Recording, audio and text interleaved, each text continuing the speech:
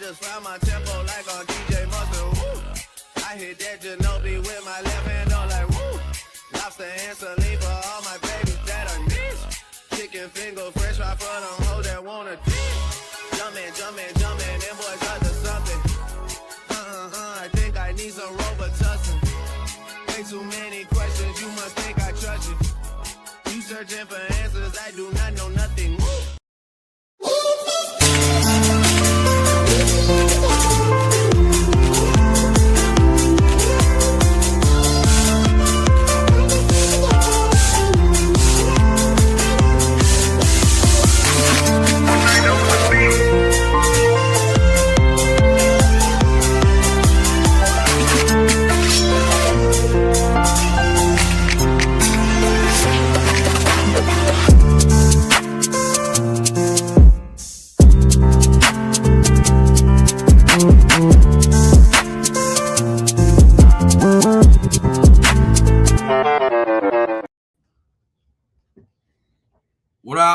What up, everybody? It's your boy, Aaron All Niter.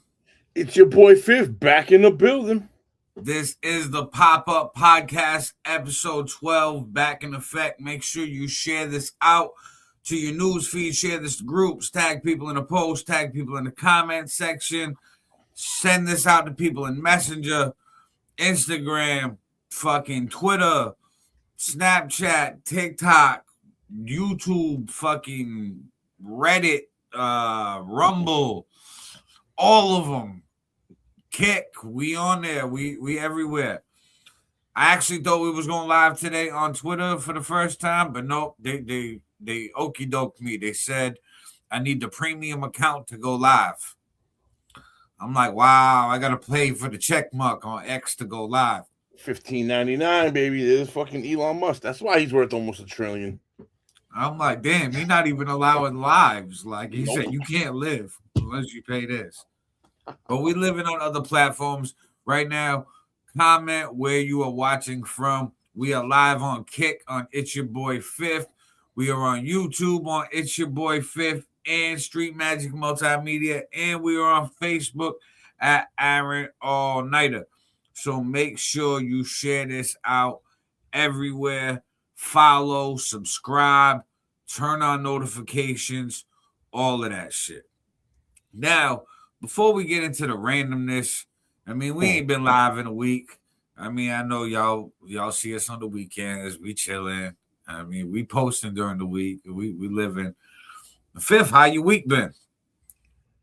A little crazy this week. You know what I mean? Work was a little tough on my old ass body this week. It's all good though. Positive note, I done been on Facebook since 2009, 2011, I think. I may have created my profile. I posted a lot of controversial shit earlier on. Then more recently, when we got into music, posting music. Finally, I've been a good boy for a couple years. They finally decided to monetize my page as of yesterday. So now my posts are earning, 25 cents, 50 cents, $1. So I don't know if y'all seen recently. I just done posted the 2 fingers. Looked like they had cottage cheese milk up on that joint. So if y'all see that, definitely go drop comments on that. Definitely hit the like button on that, because your boy gets paid from Facebook because of that. So let's go. Definitely see FiF posting more now. He's like, oh wait, I'm getting paid for this now. Let me do something real quick. Yo, it's mad funny too. It's like algorithmically, we'll call it. I was seeing before the whole monetization of the page, would see the views and the reach very stagnant, we'll call it. You know what I mean? I posted the thing about my daughter getting hit. The spike on that was enormous. A couple days goes by, I posted the 2 fingers thing, and huge spike, and then it leveled off. And then I don't know if the algorithm picked it up, but this is like literally like a day or 2 ago when I posted that. And then this morning I wake up, and it's like this. Like, it just, bro, it was almost a 90. It was like a more than a 45, but less than a 90, bro. Just straight, like, thousands of views in today and Sunday. Like, it was fucked up. Like, I just, bro, the spike on, I'm like, what the fuck? Okay. Usually when you see a plateau, it kind of. It's because, like you said, you just got monetized. So now the algorithm's pushing you because you've been a good boy. So since you haven't been breaking the rules, they said, "Oh, okay, we'll push your page because you're safe." You know what I mean? So we just gotta be safe. That's like my Fall River Experience Facebook page for Fall River, Massachusetts. Got 20,000 followers.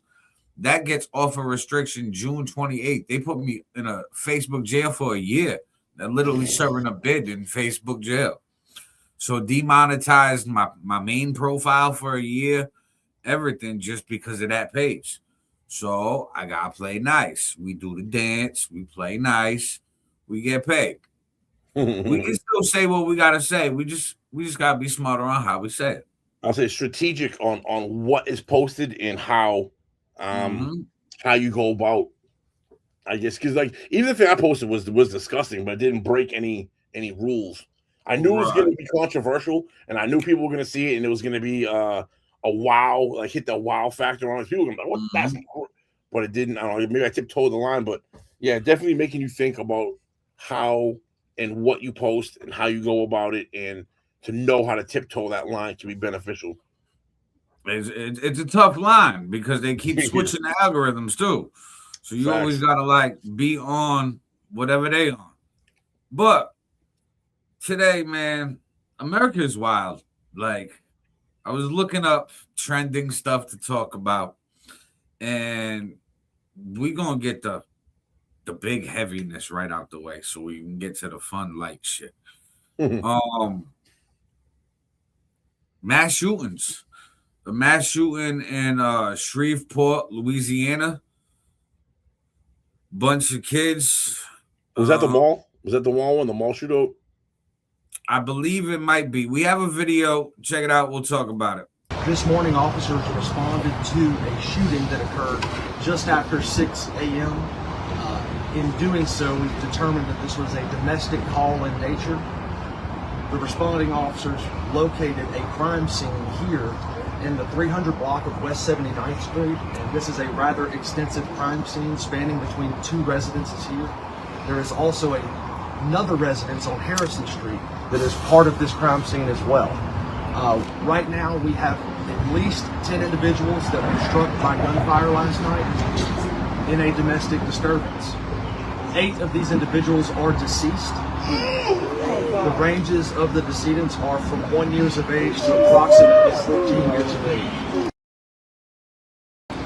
The individual responsible, once leaving this scene, performed a carjacking right here in close proximity to the corner of West 79th and Linwood, at which point in time, Shreveport Police patrol officers got behind that vehicle and a chase ensued. The vehicle was chased into Bossier Parish, and at which point in time, Shreveport police officers did discharge their firearm, and that individual is deceased. We do believe him to be the only individual that fired gunshots at these locations here. He is deceased, and Louisiana State Police will be taking over that portion in which the Shreveport police officers discharged their firearms. RIP and condolences to the family. There's 8 kids got killed. Wait, you're muted. 8 kids got killed, and then 2 others were shot and injured. What they're saying so far is there was a breakup, and allegedly the shooter came to find out that he wasn't the father of those kids and went ape shit. Ooh. Now, listen, I absolutely don't condone the aftermath of what happened, like the violence, the mass taking of lives like that, the unaliving of innocent people.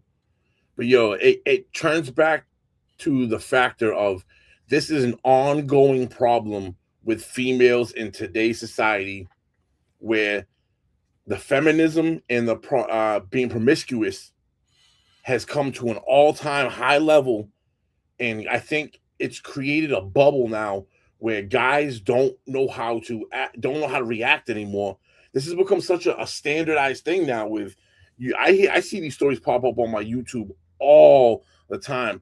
so and so was taking care of this kid or that kid, not knowing that it wasn't his kid, and it almost leads you it leads me to a point of like, should we be DNA testing every single baby against the parents as they're born? Has it come I think to we this point? should.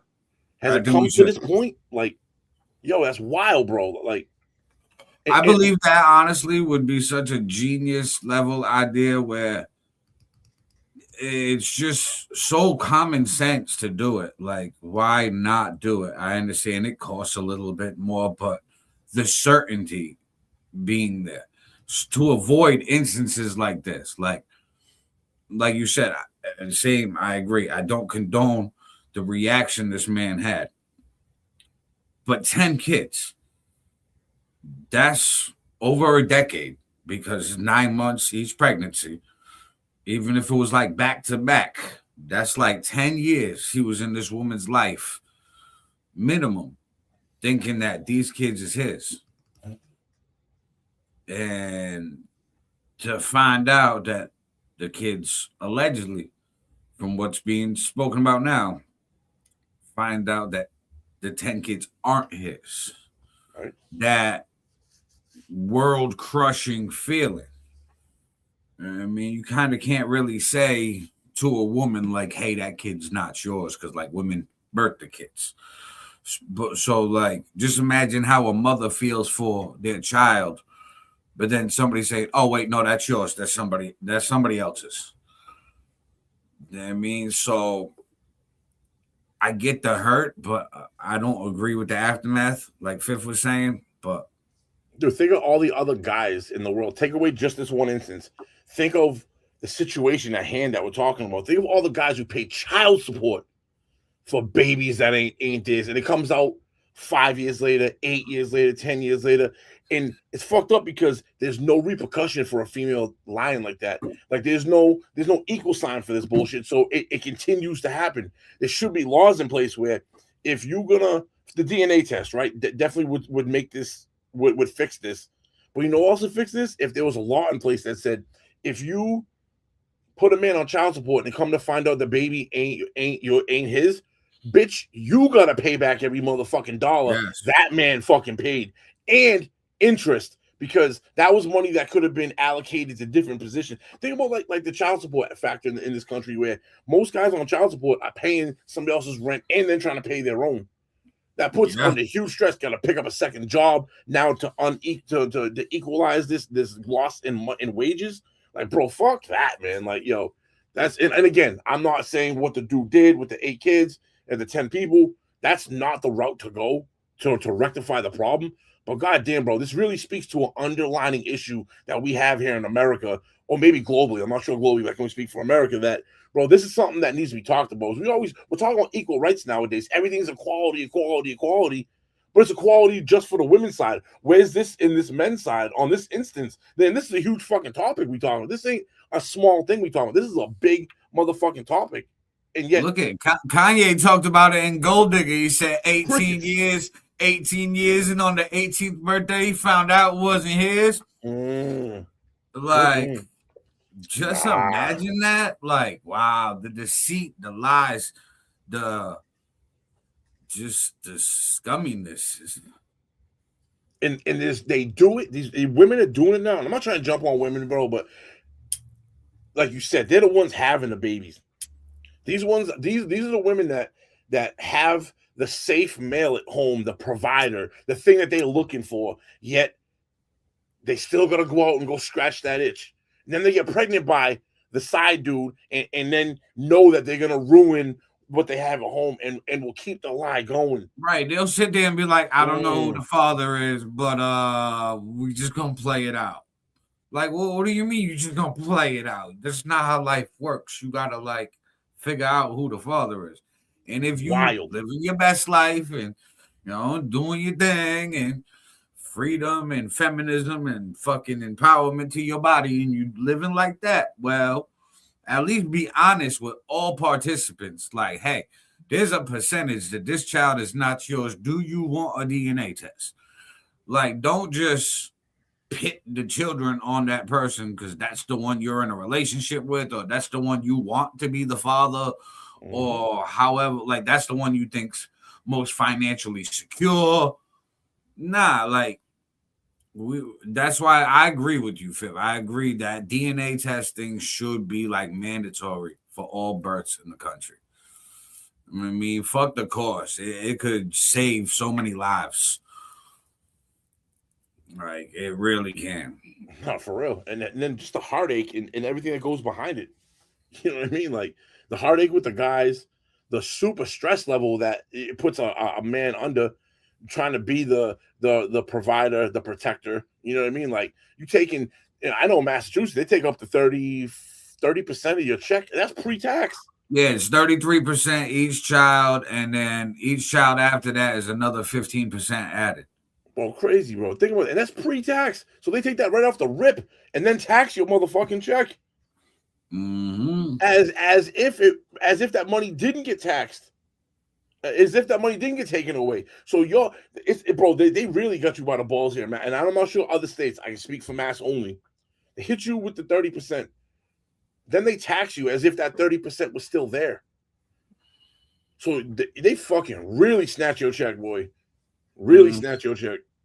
So, like, we just need them DNA testing. We just need to get to the root and the problem of this shit. Like, if women are going to go live their best life and, I mean, do some whole shit, well, then at least have some honesty and fucking don't pit a child on a man. Like, especially if it's not his kid. That's foul. That's foul. That should be a crime. Eugene. That should be a crime, like a criminal charge. Facts, bro. Or at least pay it back if it's found out after the fact. The same thing with the SA. Like a fraud. Yeah, exactly. And this goes to no, we're not talking about this topic, but this is the same thing. The SA charges. If you accuse someone of SA and you know that it wasn't them, but you accusing them, bro, there should be some recourse for that. Because you will straight destroy a man's life for the rest of his life. And whatever he's got going on in the moment for false accusation. And I'm saying if this in case happens to be false, you know what I mean? Like, and it does happen. There's definitely where I know there was a baseball player, Bauer, I think his last name was, had like $150 million contract in the MLB taken away from him for a false accusation. And come to find out, it was false, and then they still ain't gonna take him back. He's playing in Japan now for a couple $100,000 compared to the $150 million contract this man lost. Right, like who's gonna pay that loss? Oh yeah, nobody. That's right. Yeah, and so you ruin this man's life, his whole career, for a false accusation, bro. That's wild. Like, nah, man, we can't have that. You want women, you want to be, you know what I mean? I get it. You want to be equal with men, then you got to play at the same. You got to go to the same standards that men are held to. Mm-hmm. But y'all don't want that though. So you know what I mean? You want the equal sign without doing the work to get to the equal sign. Right. They just want the equal sign because they're breathing. Yep. Nah, can't have that. Not how life works, people. Yeah, for real. But speaking of how crazy America is, and we were talking about the violence, and we're gonna get to this video too. More violence in America. It's heating up. It's getting warm out in the country. It's about to be that season. It's shooting season. Check this out. We'll talk about it. 5 people, including 3 college students, were injured in a shooting that happened during a massive brawl. This is video of that fight. This all happening near the campus of the University of Iowa.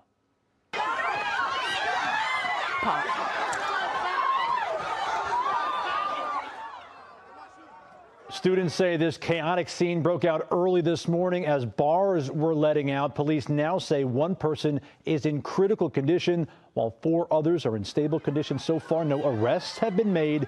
Police, though, are looking for security camera footage as well as any cell phone footage from the area and are asking for witnesses to come forward.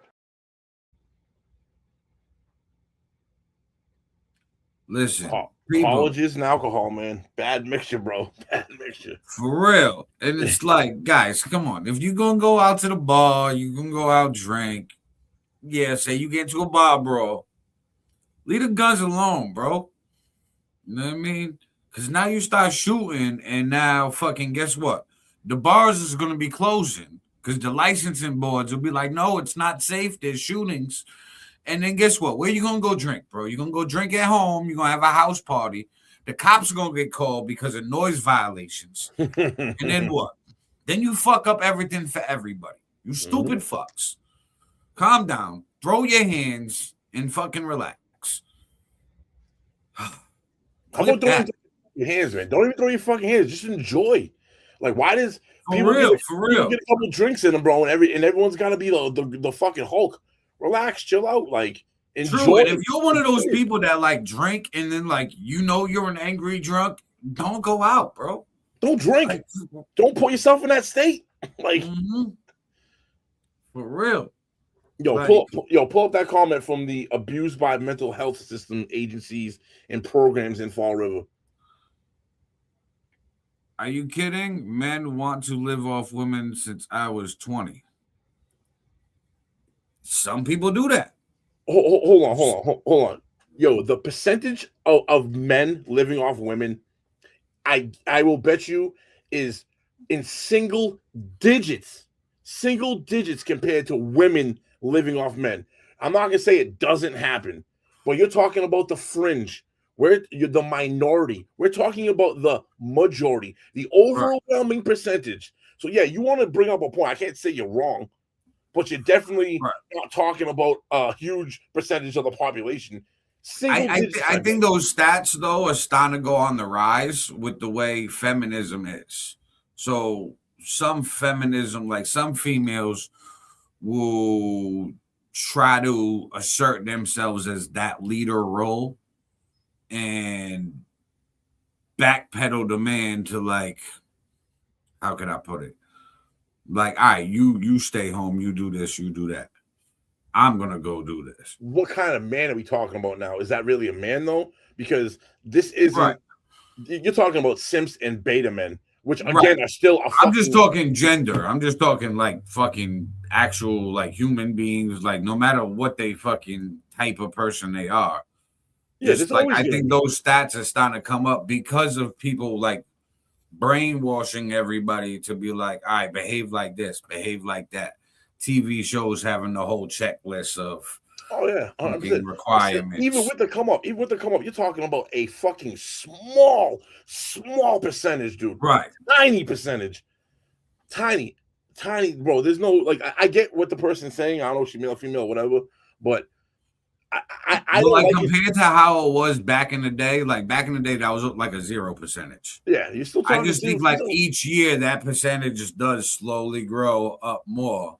The more independent, I would say, women are. The more independent women are, there will be some men that just say, shit, fuck it. The more financially women get to be the breadwinner of the house is what it's going to come up to. And that's still fringe. It's still not, I mean, it's never going to flip. It's not, I don't think it will ever flip to where women overtake 50% of men. No.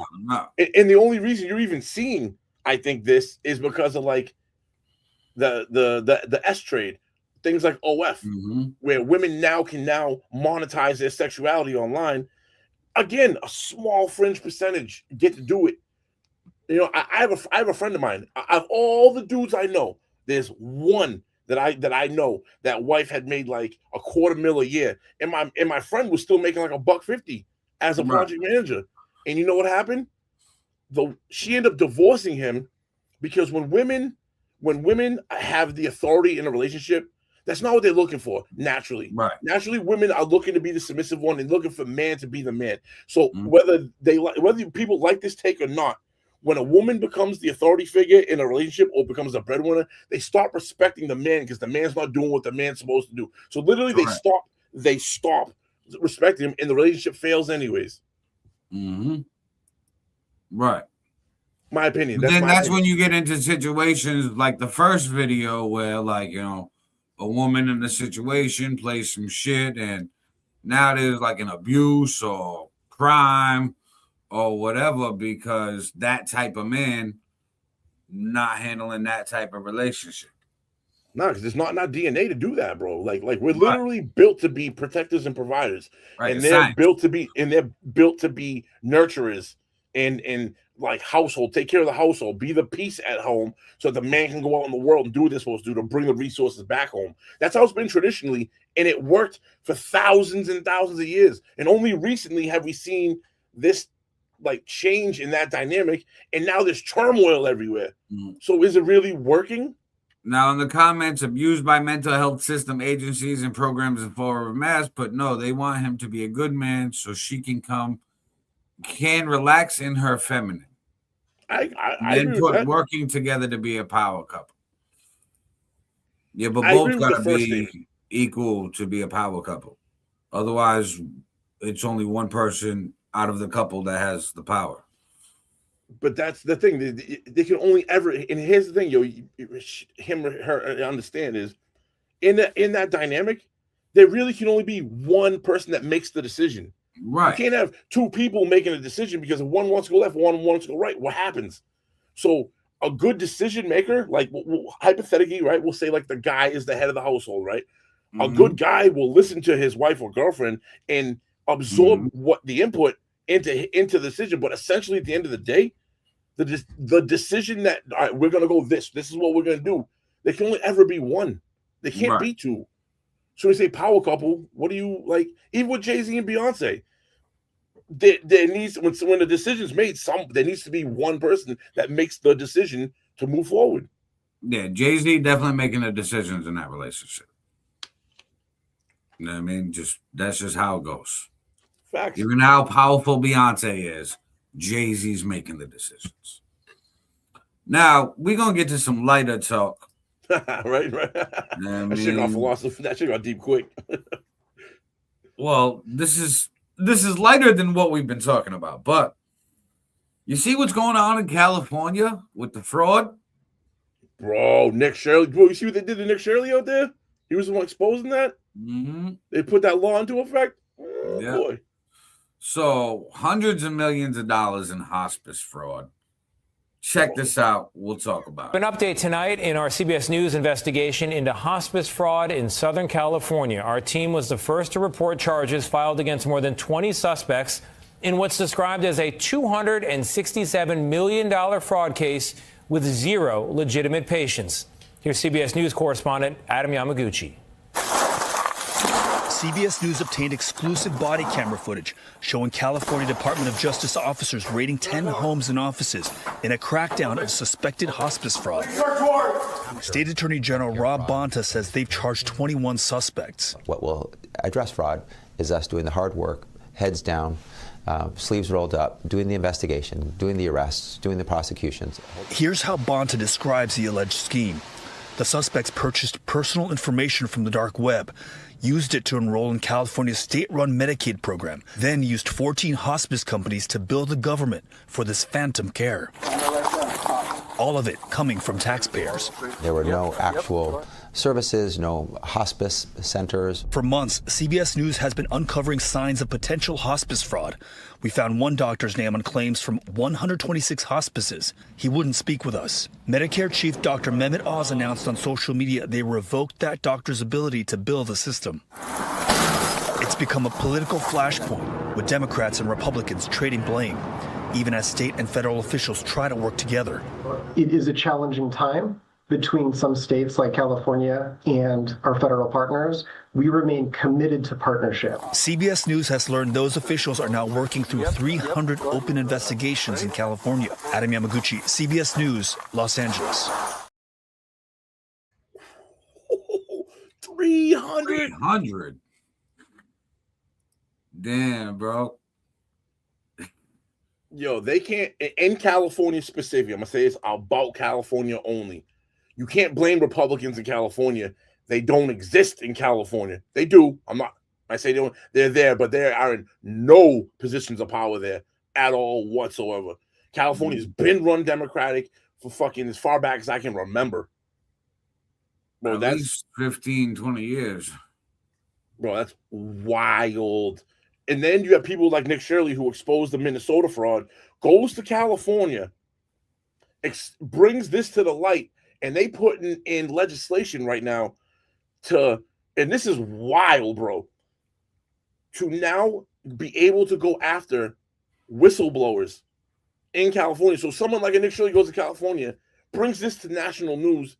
California legislator is going to be able to go after Nick Shirley now? Yeah, it's fucked up. It's a way to silence people. What, bro?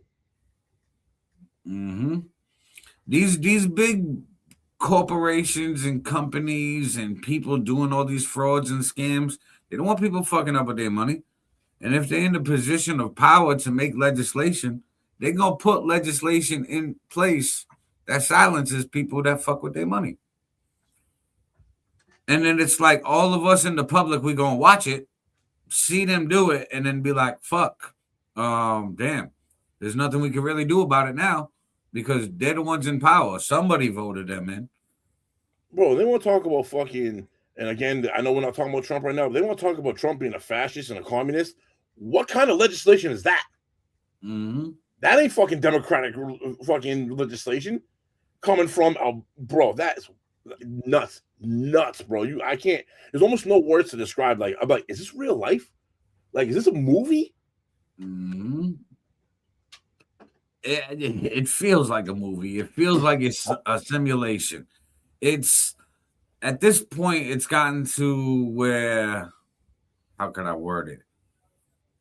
There's fascism on both sides. Both sides have their thing. Like I said on our track, Illusions, left, right, red or blue, you a fool if you think they care about you. They're two arms on the same body. And it's a pendulum swing. Right now, we're going to see a shitload of Democrats exposed for fraud, scams, SAs, all types of shit. Because Republicans are in power. When the pendulum swings and the Democrats go in power, you're going to see the same exact playbook, play for play, with just Republican players getting exposed. And it's going to go back and forth to be the divisive structure, which is the United States government, which is made to divide and conquer in order to govern us, to have control of 220 million plus people. You can't keep them all on the same page. That's too powerful. So if you divide them into different factions, beliefs, theologies, sports teams, this, that, fucking guess what? Now you can control all these little pockets of people and be good. It's just the way the game was played, designed. And like, I'm here for all the exposure. Like, I love watching these people get exposed for their fraud, their scandals, all this shit. I love it. It's good for the podcasts. It's great for clips. It's all of that. But it's like, I'm not surprised by any of them. You could name any politician that's a politician and throw some wild accusation after their name. And I'd be like, yeah, makes sense. I mean, like any of them. I don't, yeah, but that says a lot in itself, bro, because the bar set so low, the expectation, like, it's sad, and you're right, but it's sad we even have to think like that. Right, but it's the design of the system. The design of the system is for us to play that game and do that dance. But once we figure it out, now it's lame to do that dance. It's like, damn, this is what I've been dancing to? Like, what the fuck? Like, I don't even like this song. It's that same type of thing. The bar has been lowered so far. It's absolutely sad that, like, we know what's going on, and we say, and you're like, I'm here for it because right. But listen, we know that the bar is set low. But what I'm saying is, there's millions of people that think some of these politicians that are politicking right now are the best politicians ever. And it's like, are you kidding me? Left, right, red, or blue, they're all fools. They're all corrupt. And we just, like, we pick them like teams. We're like, yeah, this one, go Patriots, go LA Rams. Like, what? Huh? What the fuck? But it's designed that way. And that's just how our brain works. You got to think these governments have all the top scientists. They know how the brain works. They know psychology. They know how to manipulate. They just manipulate the masses. But once you learn how you're manipulated, you can see through the fog. So it's like the we Matrix see logo. through the fog and be like, oh, well, this one's just a crock of shit. This one's talking out their ass. That one's a scam. That one's a fraudster. Like, you can see it. You can't con a con. No, it's the Matrix, the red pill, the blue pill. You know what I mean? And it sucks sometimes because once they've woken you up and you can identify these things, you can never ever go back to being ignorant again. And in a way, it's almost like it's taxing on you as a person because you constantly see it every day and you see it for what it really is, but yet there's really nothing you can do about it. It's just you kind of get to the point where you're like, man, was it worth it to get woke and be able to see it, or was the ignorance bliss? You know what I mean? Like that saying. See, I feel like I've always been, I guess the term woke. Like, I've always been able to see through the bullshit, no matter whether it was teachers at school, whoever. You know what I mean? Like, so politicians, I'm like, okay, these people go on a campaign to make people like them. They always say whatever the fuck you want to hear. I'm going to lower taxes. I'm going to increase jobs. We're going to do this. We're going to do that. And then you hear about all these old timers that are like, yeah, well, they got into office and they didn't do one fucking thing they campaigned about. They did this, they did that. So my brain instantly figured out, okay, as long as you get these people to fucking like you and campaign and sell them a dream, they'll buy it because they're so thirsty for that dream that once you're in power, though, the people who are thirsty for that dream don't realize they gave you the key to the house and the security code. You're in the house now. It's mine. So, yeah, that shit I told you I was going to do. Sorry about that. Can't help you. Bye-bye. Psych. I'm already in, bro. It doesn't matter now. Psych. You know right. What I mean? That's what they do. They all do it. So, like, whenever I hear these politicians doing the textbook fucking, I'm not going to do this. I'm going to do that. Bro, shut the fuck up. You don't watch some speeches. You didn't watch some shit. You just was like, this is what I got to do. It's like a Miss America pageant where they're like, what are you going to do? I want world peace. Yeah. It's the gimmick. Fucking, I'm too smart for the gimmick. Fuck out of here with that shit. Go play that on a flipper head, not me. Yeah. And then it's like we say this shit to the flipper head people like, hey, bro, wake the fuck up. This is what it is. They're like, no, but this one and that one, this one did so much. And it's like people want to fight you sometimes and argue with you over politicians. And it's like, bro, you've never even met this man or woman in your life. They don't know you exist. And even if they didn't meet you, they'd give you the same handshake, hug, kiss on the cheek, kiss the baby as they would every other person in the world. Because that's their job. They're always campaigning. Like a politician never turns off when they're in public. Oh, hell no. I see the former mayor of my city all the time. This man, it always feels like he's about to run for mayor again. He's taking pictures. He's at grand openings of restaurants and businesses, at like the ribbon cuttings and shit. And it's like, bro, you have nothing to do with this business. You're not campaigning. You're not running for anything. What the fuck are you doing? That celebrity star power never goes away. You know what I mean? Right. Like once So you he's get like, that notoriety. Yeah, plus he always keeps the door open for whenever he wants to step back into that field, whenever the time's right. So he's always campaigning. Some people are like that. Like Trump, for instance. Trump campaigned for like a decade before running for president. He always talked about it. He always had people asking him if he was going to run, if he ever thought, hey, have you ever considered running for president? All these interviews. He denied it for a minute too, bro. That was the crazy part. Right, but listen, that was testing the waters. It's smart. It's marketing and branding and business and putting the name out there, even more than he already was. But you got to think, we do interviews with artists, and yeah, we throw some questions at artists that are like freestyle off the cuff, off the top of the head. But for the majority of interviews, we give a rundown of what we tell the artists we're going to talk about. That's how interviews go. You know what I mean? Now, TV interviews, they definitely give you the script of what the questions are. People agree on what the questions are going to be, or hey, don't ask me this. I don't want to talk about that. Let's structure the interview that way. All friendly layup type shit. So he knew those questions were going to get asked. Oh, bro, or he could have said, hey, ask me about this. No, I know what you're saying for a fact. So we had a governor here before Haley. I forget the dude's name right quick. He came to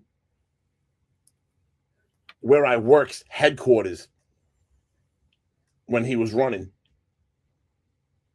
Asked me, they talked to a couple project managers. I got a phone call because they knew I was political. They was like, yo, when you come here tonight, do you want to ask him a question? I was like, absolutely. I'll get my questions ready. I'll hit him with 3. Girl looks at me and says, no, we're going to hand you a question to ask him. I went, huh?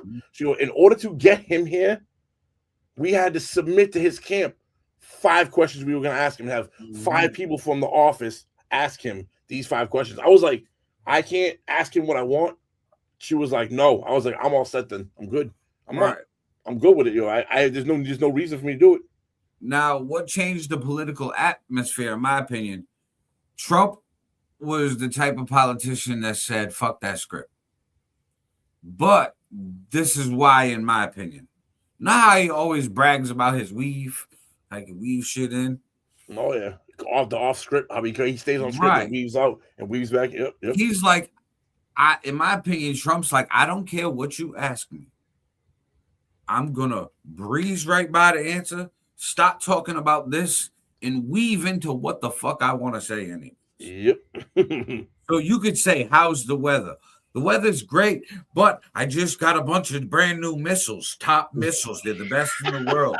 We did the business deal over here. They're going to fly through the sky. That's weather. And, but these missiles, they're the best.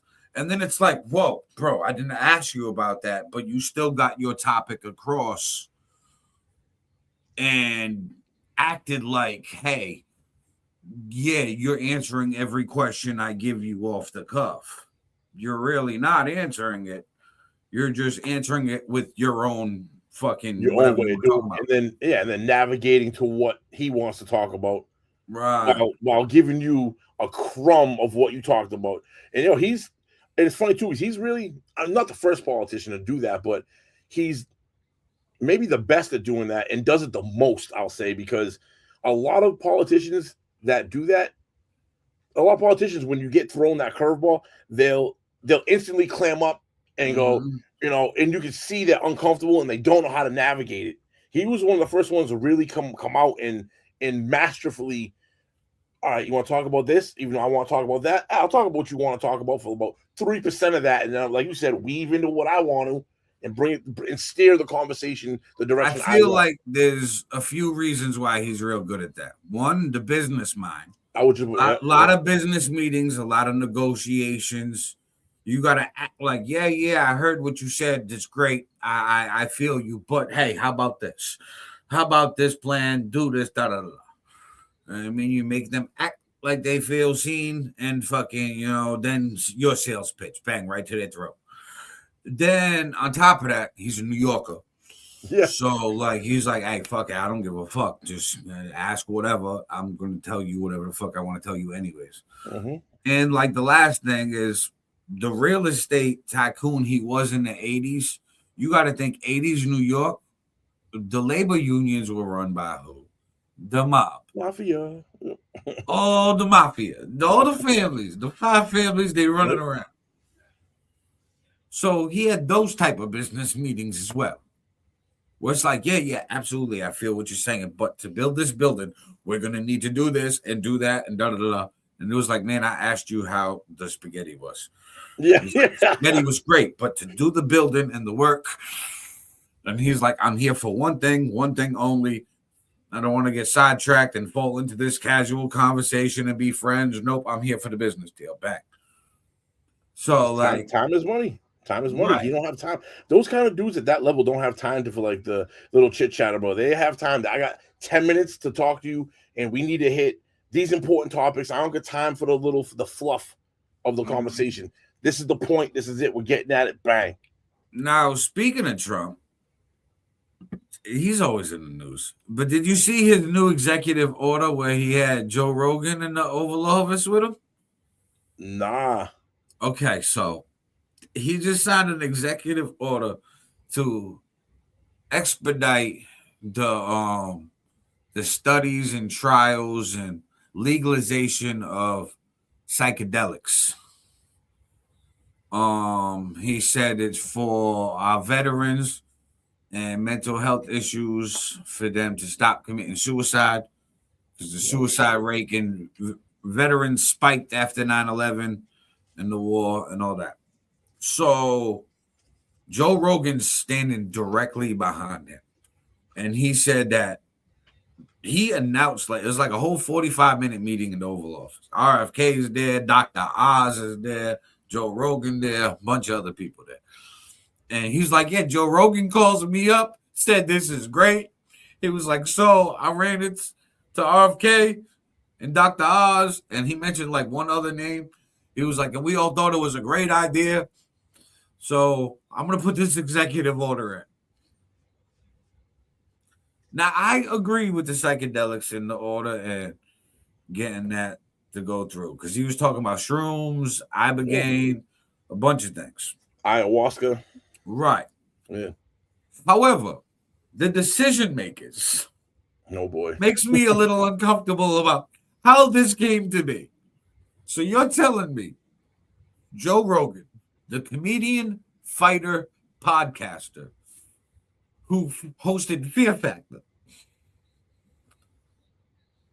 said, hey, psychedelics, they're great. I like them. Trump said, sounds great. You're my friend. I like that idea. Goes to RFK, who had a fucking worm in his brain and used to snort coke all the time. He's like, yeah, I like psychedelics too. Yeah, but this has been going on for a little while though. There's actually clinical trials and small scales they've been trying with this shit, and it's working. I agree, it does work. It's working. Right. So it's like, but I'm just saying the panel of people, like, hear me out. So Joe Rogan with comedian, fighter, podcaster, former fucking host of Fear Factor. Yeah, maybe it's his idea where he's like, hey, Trump, we should do this. I like it. And then he runs it by RFK, who used to snort coke off toilets, said it in his Theo Von podcast. Of course, he likes psychedelics. And then we go to Dr. Oz, who I don't even know. Is he like a real doctor? Because he's legit. Right. But I've seen some of the shit he said on his TV show that was like really questionable. And then like he used to be Oprah's doctor. Like after the Dr. Phil. I always thought he was like an actor at first. I thought he was too, though. But come to find out, he really is, though. Like he's a legit doctor. Right, but know who else is the actor and a real legit doctor in the same category? Remember the Asian Chinese dude from the Hangover movies? Yeah. Oh yeah. He's a fucking doctor too. I don't want him making decisions for the whole fucking country. No, but it's one thing to have a crazy idea. It's another thing when you have the crazy idea, but yet there's some there's some shit behind it. So it's like, all right, like maybe this is worth it. And to go back to what you're saying, like Joe Rogan, maybe the biggest influencer in the world or top 10. So when he says something, it holds weight. It holds weight. So and it reaches the people that make these decisions. You know what I mean? And he's the voice for a big slice of the population. So maybe I just think it's a scary can of worms that we're opening. When like an influencer could just call up a president and be like, "Hey, I got an idea. I like this. We've been talking about it for a while, anyways. Fuck it, let's just make it legal. Oh, let's expedite it." And it's like, wait a minute. I'm totally agreeing that it works. I've actually myself wanted fucking that ayahuasca plant that they have in South America. I'm like, I wish you can get that shit up here so I don't got to go to South America. Because, like, I got PTSD and bipolar and mental shit myself. And bro, so it breaks like, opioid that addiction shit too. works. Like, it breaks opioid addiction. We seen that shit on Vice, bro. You know what I mean? And that was what the Ibogaine. Ibogaine. Yeah, that shit was in the Canada. ayahuasca too. It's the ayahuasca too. It's the same shit, bro. It's the fucking those things are there are multiple uses, and it makes you think like these herbal medicines, the Eastern medicine they call it. Why isn't it in America? Because our Western medicine, the pharmaceutical companies are like, no natural cure, no natural cure for you, sir. Here's a pill. Come to us. Go through the insurance. Let's run this through the system. You know, Dr. Sebi would be proud right now. For real. Yeah. Just saying. He'd be like, I've been trying to tell you motherfuckers this shit for years and you guys had to kill me, right? But no, Joe Rogan says it. And hey, everybody's like, hey, that's a great idea. Yeah. He's like, what the fuck? I should have just did an interview with Rogan. For real. For real. And Trump mentioned the interview with Rogan. He said that it had over 300 million views. He was like, I'm so thankful Kamala didn't do it. She didn't want to do it. And then he like points at Joe Rogan. He goes, he wanted him to do it though. He goes, I don't know why he wanted to do it. He goes, well, I know why, but it wouldn't have been good. Her shit she was stupid how she wanted to do it. President Trump went on there and went and had no restrictions. It was a 2 to 3 hour podcast. They went to Joe Rogan's studio. It was exactly how Joe Rogan's podcast was set up prior and afterwards. Right. Harris had like no more than 45 minutes to an hour. You got to come to my thing. Here's shit that I will and won't talk about.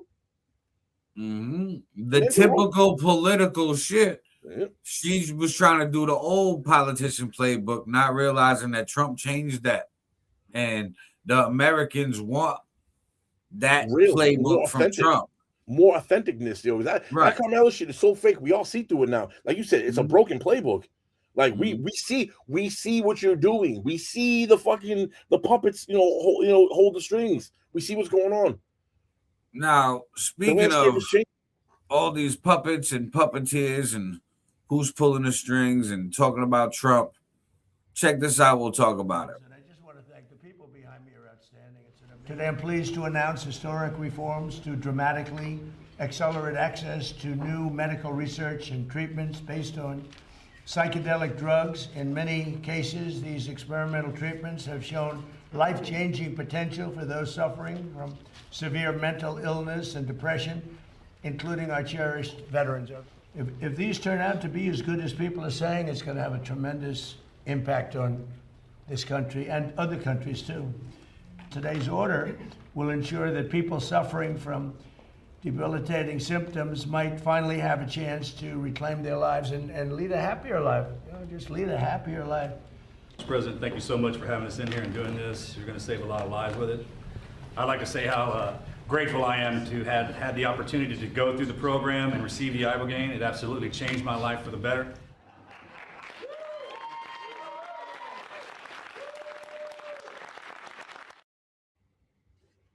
Yeah, I'm all for it. I'm just like, I just shake my head at the board that came up with the idea to finally push the final push. I'm like, the Ibogaine, go ahead. That's great. I want that shit in CVS. However, like I said, I still just look at the panel of people that made the final decision. It was like, we couldn't have just got better representatives for this moment. Like more serious representatives. Like you got, like I said, Rogan, fighter, podcaster. I mean, most people know him for his podcasting. Yep. And then a lot of people who know his podcasting know that he fights too and does comedy. And his original come up was he was the host of Fear Factor for a long. That was really what pushed, accelerated him. Big introduction to the world. Yeah. So like some people who don't follow podcasting, they might just know him as the Fear Factor guy. Yeah. And now the Fear Factor guy is behind the president saying, hey, take this. We're good. They're like, nah, man, I've seen Fear Factor. I'm all good. I'm not putting my head in a box and filling it with spiders. It's a new episode. Speaking of Rogan and like Fear Factor, you see the new Fear Factor? They got Johnny Knoxville as the host. Yes, bro. Listen, I just watched this season. They actually had these people. It was the Fear Factor house. They had them living in a house together. Okay, kind of on some like real world type shit. And bro, the stuff that they was doing, like wild. Like there was a pain challenge. They're putting nails through their skin. They're holding like bolts where they're getting electrocuted, and they gotta hold it for like 3 minutes. All types of shit, like being underwater, and they're like, "We gotta hold you under there for 5 minutes," and it's like, 5 minutes? What? They're like, "Okay, good luck." Hey, hold my breath for no 5 minutes, bro. I'm like, yo, you pull my fat ass all up. of this shit was just wild, bro. It was just wild. And like Johnny Knoxville was just laughing and smiling. He was like, "Oh, this is great." And then like, I'm just like, yo, Johnny Knoxville does this shit for fun. Bro, what a perfect host, though. Think about it. The Jackass thing interfere. That's like to me, when I see someone that does something like how Jackass was on MTV, and now he's doing a Fear Factor, the host, what a perfect transition. Like that, right up his alley for that. You know what I mean? That's absolutely. Listen, he definitely brought the show to a higher level. All the stunts, all the shit, crazy as fuck. And I was like, oh, Johnny Knoxville came in and said the stunts y'all doing are trash. I did that shit when I was a teenager. Step it up a notch. And fucking, he's like, I want to be scared to do it. And like had people doing shit. And I'm like, wow, that's fucking wild. And of course, like eating foul shit and stuff. There was like one of them was like a throw up pie. Fucking throw up pie. Yeah, a pie of just throw up, different people's throw up. Pig noses that were like in mud and blood. Bunch of stuff. Like I was like, oh, they went past eating bugs. They was like, here, have this cow liver, fucking the wild shit. It was a good season. What you watching on? What streaming service you watching on? I think it was on Hulu. Hulu? Yeah, I'm pretty sure that one was on Hulu. Now, speaking of like watching stuff, remember the classic Friday movies? Oh yeah, absolutely. Okay, know how the world has been wanting a new Friday for years. Yeah, they've been talking that. I've been seeing little things here and there talking about Ice Cube was gonna bring it back. Chris Tucker was supposed to come back and play Smokey, and like they were gonna make call it Final Friday. They were gonna end the saga essentially, from what I heard at least.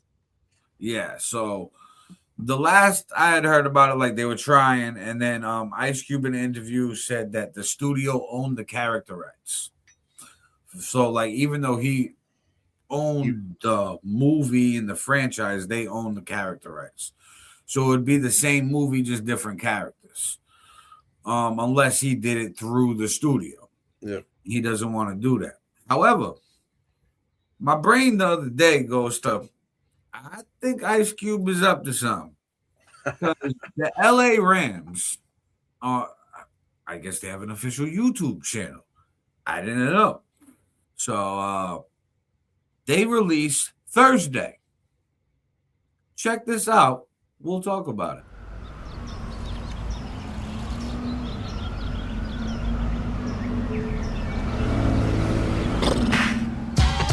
Hello, it's your partner, Big Boy. Angelinos, are you ready? Do you know what day it is? Yes, it's draft day. That's right, the Rams draft day. Who are the Rams going to pick? We shall find out. Y'all continue to hang out with us in the neighborhood, Big Boy's neighborhood. Ain't no stopping all the dogs I'm dropping. It's Friday night, so everything is popping. I got skinless men on the hand, so let the games begin.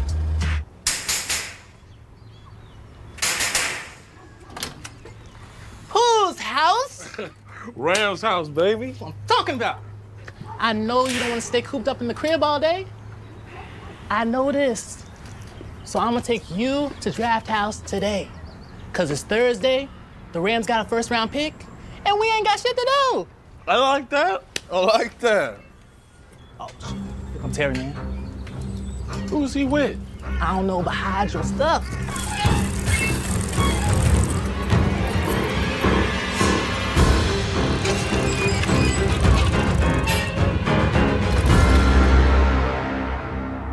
What's up, little Smokey? Craig Jr. I brought my dogs with me. Hello, dogs. What you got for us? Yo, what you got for us, punk? None.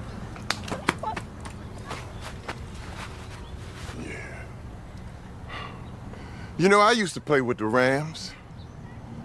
Drafted in 91. 11th round. We know. Man, can you just give me my ring back? What ring? You know what? I'm ready to go right now, bless cause. What, Terry still got it? Huh? Huh? Damn! I can hear that. Every time, Terry. Yeah, that's right. We out.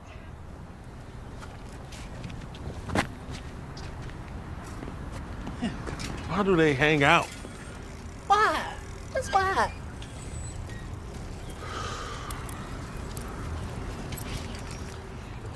Oh, we need to go. Come on, man. I don't know why y'all tripping on that draft so much. Who you think we picking, YG? Man, F them picks. I ain't gonna tell you young street punks again, stay off my grass. YG, chill. Why you always hating? He in my driveway.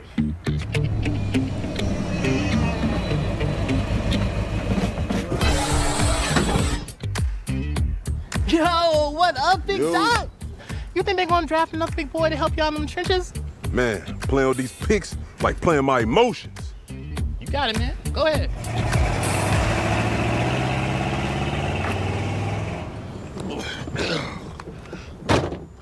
Man, this Thursday's gonna make our whole season. And you know this, man? Don't sleep on Friday, though.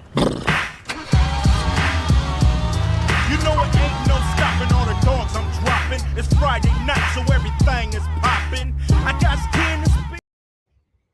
Bro, I saw that clip and I didn't get the whole story. I only saw the clip. And then I'm like, yo, that's Ice Cube's kid. Come to find out, that's fucking Chris. That's Chris Tucker's kid too. And I didn't know the backstory that you just said that was Thursday. And then that was like how I say, so that was like his Ice Cube's answer to the studio. I didn't know that part of it, but I only caught the mid. Oh shit, bro. That's wild. I'm watching the video, right? So when Terry Crews pops up, Terry Crews did get drafted by the Raiders, the LA Rams. That's true. Yep. So I'm like, oh, that's real poetic. He did that in the video. Then I'm like, oh, that tells me he's down to do a Thursday. And then when Big Worm's car came up, did you notice the license plate said Big K Dot? Nah, I didn't. Yeah, so the license plate for Big Worm said Big K Dot. And then when Chris Tucker's son dapped up, said, what up, Dot? K Dot, Kendrick Lamar. And then Ice Cube's son at the end, don't sleep on Friday when he looks back from the Impala, winks before it ends. So was this testing the waters to see if there's still an appetite? I think so. Absolutely. And the LA Rams YouTube channel had over 1.5 million views on that clip in one day. Bringing hell attention to the Rams. They loving it. They loving that. So that tells me, listen, they're going to do a Thursday movie. It's going to be the kids. Perfect. Perfect. Ice Cube going to make an appearance. Chris Tucker might make an appearance. But they're going to be like the parents. They'll be like, man, why don't your ass go get a job or something? Like, what the fuck? You're always on the porch. And then go outside. Ice Cube could be taking a shit, call his kid inside there, spraying the air, the glade. Exactly. So I'm here for it. And then, you know what I mean, Kendrick Lamar in it, playing the Big Worm character, being like Big Worm's son or something. And it's the next generation. What a handoff, bro. What a perfect handoff. Genius. Just And bro, hand it off to the kids and remake it. I'll be honest with you, yo. My 18-year-old's in that new up and coming generation, and he was asking me, I think it was like a month ago. He was like, "Yo, what's up with them old movies you guys used to watch? What's up with them Friday movies?" And I was like, "Why, you getting into them?" He's like, "I watched. I think he watched the one, the second one where Cat Williams was a little pimp." Mm-hmm. He's like, "Bro, I love that one." I'm like, "You got to check out the first one. The first one's even better. The first one's a classic." Like, oh, absolutely. So even that. So what I'm trying to get by saying that, I'm trying to say that there's even an interest in the old Friday movies. Now imagine they all get rewatched again, and they modernize it for these new kids with the Thursday, bro. It'll be a hit, bro. And you got to think they drop Thursday. They drop it on the streaming, right? Guess what? They're gonna have everything else on streaming. Everybody's gonna go back. They're gonna watch Friday, next Friday, Friday after next, and then they're gonna watch Thursday. Yep. What the fuck? I mean, like, we gonna start the week over again? Come on. Epic, bro. Epic. And who knows, the Thursday movie might actually do big numbers to the point where the studio's like, okay, we'll pay the budget you guys want for another Friday movie. I hope they do that, bro. And then I hope Ice Cube goes, you know what? We don't even need you now. We got the cult following. We did without you what we wanted to do with you, and now we don't need you. True, like I think all good for that on a principle thing, but I think that I'd still take their money. I'd be like, you know what? We fought for this budget. We showed you we earned this budget, and now you coming back and you willing to pay me what I earned and what I'm worth. Like, because Ice Cube for years been saying that Chris Tucker wants an astronomical amount. Chris Tucker deserves it. You know what I mean? So he not settling for less. That I heard the character of Smokey. He was so early in his career, and he didn't want to be known as that is his only thing. You know what I mean? Like that was his breakout role that really blew him up, and he didn't want to be known as that's his own niche. Because after that, he started doing the Jackie Chan movies and shit too, and broke out into like the comedy, thing. By not coming back on the second Friday or the third one. Right. Bro. But you got to think his value's up there. So So when Cube was like, let's do another Friday, he like, my lawyers are saying this is my price. Yeah. And then Ice Cube was like, yeah, well, the studio don't want to pay that price because the studio's still sleeping on some cult films because they about the hood. Let's be real. Then Ice Cube like, all right, we do Thursday. Make Thursday a big enough hit. They get now the studio come knocking. Hey, you know that $100 million you wanted? We'll give it to you because now they see dollar signs in this new Friday movie, and they're just trying to get a bag. And you think Cube will go for it though? You think Cube's gonna go for that? You don't think he learned his lesson the first time? He's going through this. He's going through this with the owning of the characters. Why and Thursdays are now a new entity. It's separate from Friday. Does he want to go through? Right, but wouldn't you want to own those Friday characters again? At this point, you don't need to because it's dead. They've moved on. The evolution has happened. Now they're on to the Thursday thing. I'm thinking like a universe, kind of like 50 with the Power universe. Now you got like the Thursday, but you could also bring back Friday, like because people will rock the Thursday.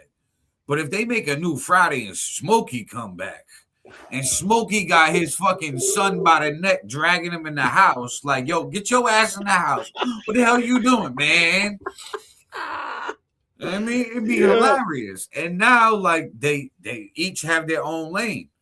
Again, it's a bigger bag. Plus, if the label and the studio and the fucking movie production company gonna give me that big bag that I've been demanding, fuck yeah, send that. But in this deal, since now you want me, this is mine now. I mean, now I can do whatever the fuck I want with this after this one movie with you. We're gonna do one more movie together. Now these shit's my characters for life. You gonna get your big bag off my back right now. Have fun. Here you go. I made you money off my intellectual property, but now it's mine. I can go do whatever the fuck I want with it. With this big bag you just gave me, the big bag that came from a movie in theaters and all streaming pushed by a production company. And then, I could just reinvest that into my brand for Thursday and Friday. Fuck it. At this point, I'm going to find some new characters that are up and coming, and we're going to do Saturday. We're going to do the weekend party. Like you said, make it a universe. Yeah, and I can see that branching out as a bigger overall thing. Mm-hmm. Absolutely. Bro, I'm here for it. It would be huge. And the budget that these fucking A-list movies get, bro, they get like fucking hundreds of millions of dollars to get put in every theater across the country. Like, just imagine a new Friday movie in every theater everywhere. People in lines waiting. It'd be huge. Fucking break the internet. So the record labels would do it, but they got to see that it'll break the internet. Yeah, that'll be Thursday comes out and does numbers, they're going to come running. The investors always come running after the numbers are made. They got to see the stats first before they invest. Oh, especially now, because movies aren't movies like the way they used to be, bro. Like, the movie field, if you look at it, bro, it's a dying field, and it's sad, bro. Oh, it is. It's terrible. And here's a way to. It's almost like the music industry. They're kind of doing similar things if you kind of look at it, because they're not willing to invest earlier on. They want these things to organically have growth. When they see the growth start to take off organically, homegrown, they swoop in, snatch it up, and then try to remake it how in their image, and then put it out how they want to put it out. Now, crazy. Speaking of the music industry, Coachella happened recently. Yo, I've been following that. The biggest headline from Coachella was Justin Bieber doing whatever the fuck he wanted to do. See what he did with his YouTube playlist? He was just playing YouTube. He went shopping. He bought a bag. You know why he did that though? To throw back to his old fucking music. No, but do you know why he couldn't perform it? Nah. He sold his catalog. He doesn't have the rights to his own music anymore. He was in financial. Yeah, that's right. He was in financial trouble, bro, and sold his catalog for $200 million. So he doesn't even own songs like "Baby, Baby," all that bullshit. He don't own none of it. So he can't legally perform it, but he can play it through YouTube.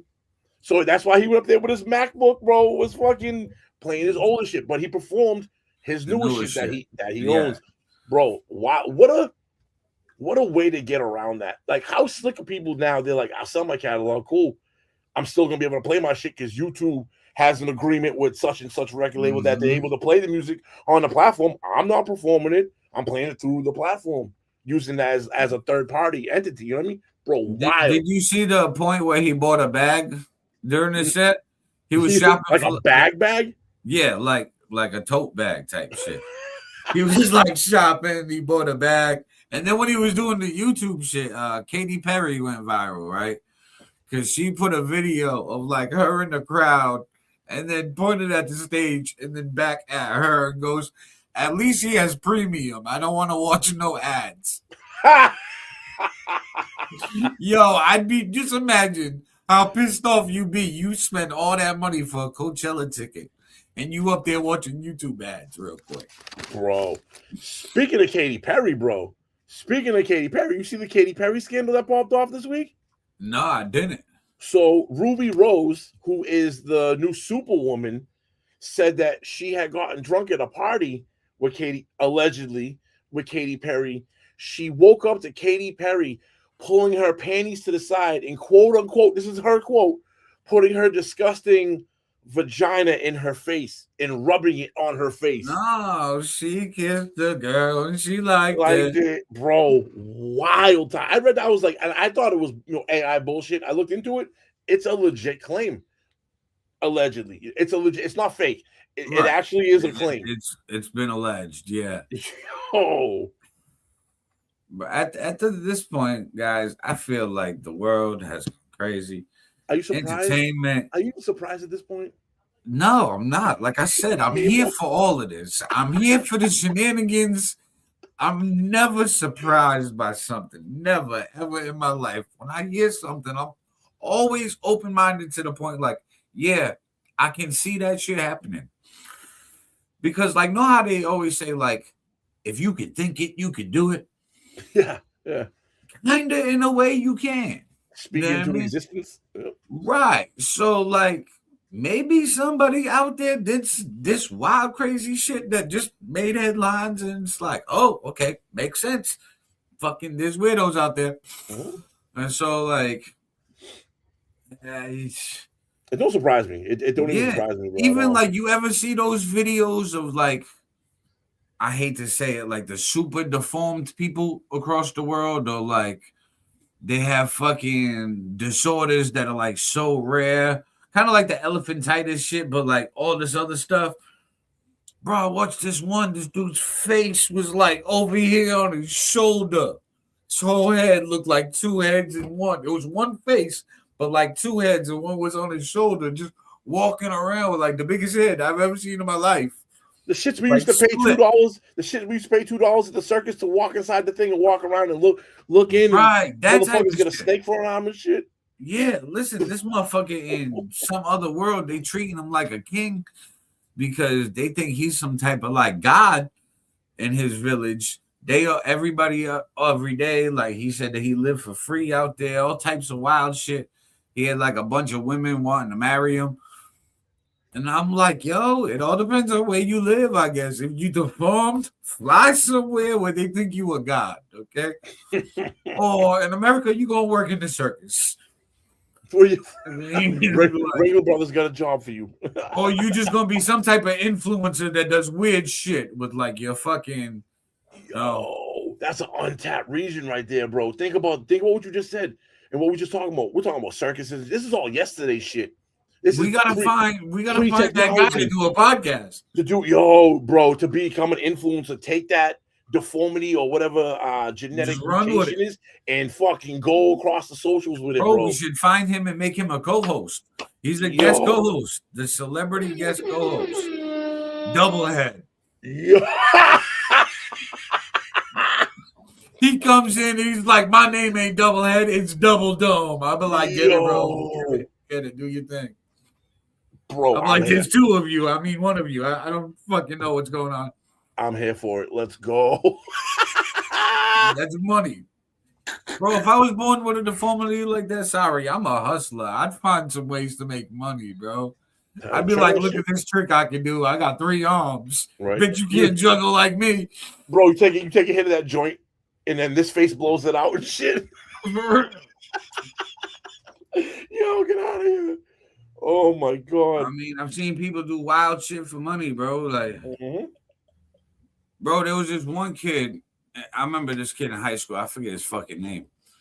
He used to do like the weirdest, like, yo, I dare you to do this. I'll give you $1 type shit, right? Yeah. So, this kid one day in lunch, bro, he's snorting condoms, right, and pulling it out of his mouth and like flossing. Oh, he's going up his. Yeah, I was like, bro, what in the fuck? Then, bro, I made money off of him, right? I said, listen, I'm gonna give you $20, right? I need you to come over here and show to these people that you can do that. He said, all right. I said, let me go talk to them first. I went over to the crowd of people.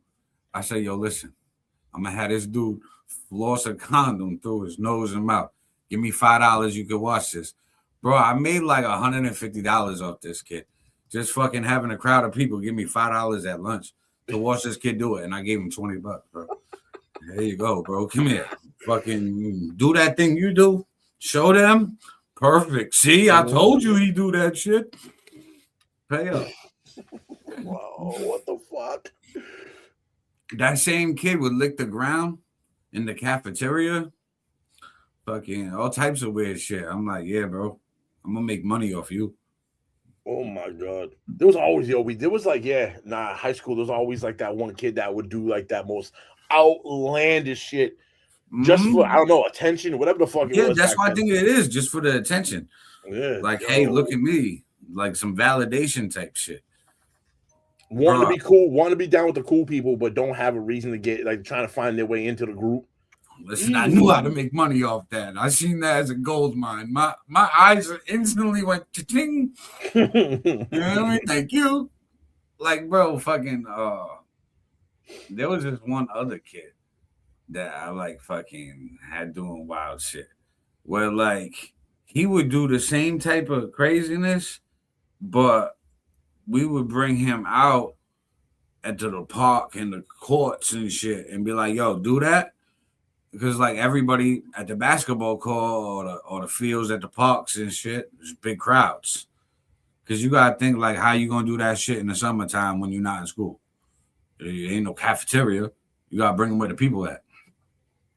So I'd be like, bro, meet me over here at the park. We're gonna go do that shit. At the same time, I got a fucking cooler with all ice cold waters and Gatorades and all types of like snacks and shit. Yep. Fucking like $3-4 waters and shit. You want to leave the basketball court and lose your spot, bro? There's fucking like 3 other teams ready to run a game. Nah, bro. Like, yeah, take this shit and continue on. Right. Thank you. Oh, and by the way, watch this kid that's gonna fucking snort a condom through his nose. Give me $5 for that too. Oh my god. And by the way, for all of you youngsters that are watching this, I know we unks, which you all calling us unks. Yeah. We're talking about pre-internet, by the way, when people used to go outside and not wear a headset to talk and be all up on the fucking video game for 8-10 hours a day talking with your people. We actually used to get up together in real life. IRL. What was your wildest hustles as a kid to get money? I was all over the place, bro. I really didn't have to, yo. Like, to be honest with you, like growing up, I kind of had like a decent childhood. Like, if I needed money, I just go to my father and ask him money, just handed to me. Even if it was something like crazy amount of money, like say you just wanted like X amount of money that flex on. Like I wanted, like my mom would give me whatever I wanted. I would just like want more though. Yeah. You know what I mean, so like to get the more, I'd have to go get my own shit. So I would just figure out a way to do it. Like, bro, I've sold condoms. Nah, the convenience stores, they do the loosies. Oh, yeah, singles. Listen, I'd go to the family plan and get the fucking sandwich bag, then sell them to the convenience store. I'd be like, bro, I asked the dude, right? Mind you, I'm fucking 15 at the time, right? I'd tell the dude, I had seen that they were selling them in the store, but then I see family planning give me the lunch bag of condoms. Wait a minute, it's free? My brain instantly went to how much this would cost at the store. And I'm like, wow, that's probably like $30 worth of condoms, 50 cents a piece at the store. Fuck. So I went to the store and I'm like, hey, man, like, you just pull them condoms out the box and then put them in the jar for like the loosies? And he was like, yeah. I'm like, well, how much does it cost you per condom from like the box? And I'm like, you selling them 50 cents, how much profit you making? He was like, it cost me like 30-something cents a condom. I was like, bro, I'll give you condoms, 25 cents a piece, brand new, fucking never been used. There you go. Then the wrap for free. all good. Fucking hundos. Hey, the whole bag, dump it every morning. Dude was right across the street from my high school, bro. Every morning I'd go to the family planning before school. I'd get the lunch bag of condoms. I'd fucking bring it to the convenience store, sell them. Listen, the lady by the third day was like, listen, kid, you came in here and got like 300 condoms, all right? Oh, what's going on? I was like, listen, I'm making sure all my friends, we have parties, so I give them out to everybody. I want to make sure everybody's safe. So like, I'm like, I play sports. I know a lot of people. So like, I pass them out. I help do you guys' work. I'm like, with all my friends. Oh, okay. Here's more. I said, thank you. Thank you. Boom.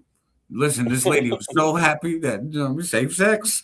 I was like, I got you. I want made big money, bro. Bro, we global. Bro, we global now. Look at the last comment.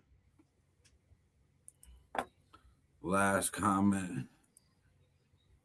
Shout out to Russia. Hell yeah. I mean, y'all got us over there? No shit. Bro, y'all paying attention. Yes. I mean, Putin is watching. What up, Putin? Hell yeah. Mean, fucking leave me alone, bro. Yo, share this out in all your Russia socials, man. Let's get that Russia community going, man. Make sure you tap into the YouTubes, tap into the Kicks. It's Your Boy FiF. Also, you also got Street Magic Multimedia Entertainment on YouTube. Aaron All Niter on Facebook. Joey Beck with 2 capital I's looking like a Roman numeral 2. All at us, man. Yo, definitely share that shit out over there. I know y'all got socials over there. Now, that's dope, guys. While we doing the little promo, you know, telling y'all to subscribe, follow, notifications, all that shit. Where we are everywhere. You know, bro, I got a new project dropping at midnight. Mm-hmm. Know what I mean? I got Hazy Days EP dropping on all platforms. It's 5 songs. Blue Dream, Cloud Level, Floating, Moon Rocks, and Higher Baby, featuring Bone Thugs and Harmony. And fully produced by me. It's literally a blunt ride EP, you know, burn one down vibe. It'll be available on all platforms. And this project, bro, I'm already envisioning, by the way the pre-saves and all of that's looking, this looks like it's probably going to be about 50K streams out the get. And it's a for y'all who don't know, he's dropping it tomorrow because tomorrow's 420, and it's an entire weed EP. So if you're a stoner or you enjoy stoner music, or even if you're not, and you just want to get into a vibe, into a vibe, a feeling, especially on 420, yo, all platforms. All music platforms. You're talking about Apple Music, talking about Spotify, YouTube Music, Deezer, fucking bro. You can ask Alexa to play Aaron All Niter's newest EP. It'll pop off. Bro, that's what's so wild to me. Isn't it wild to you the places where our music is at? Like, you just like, wait a minute.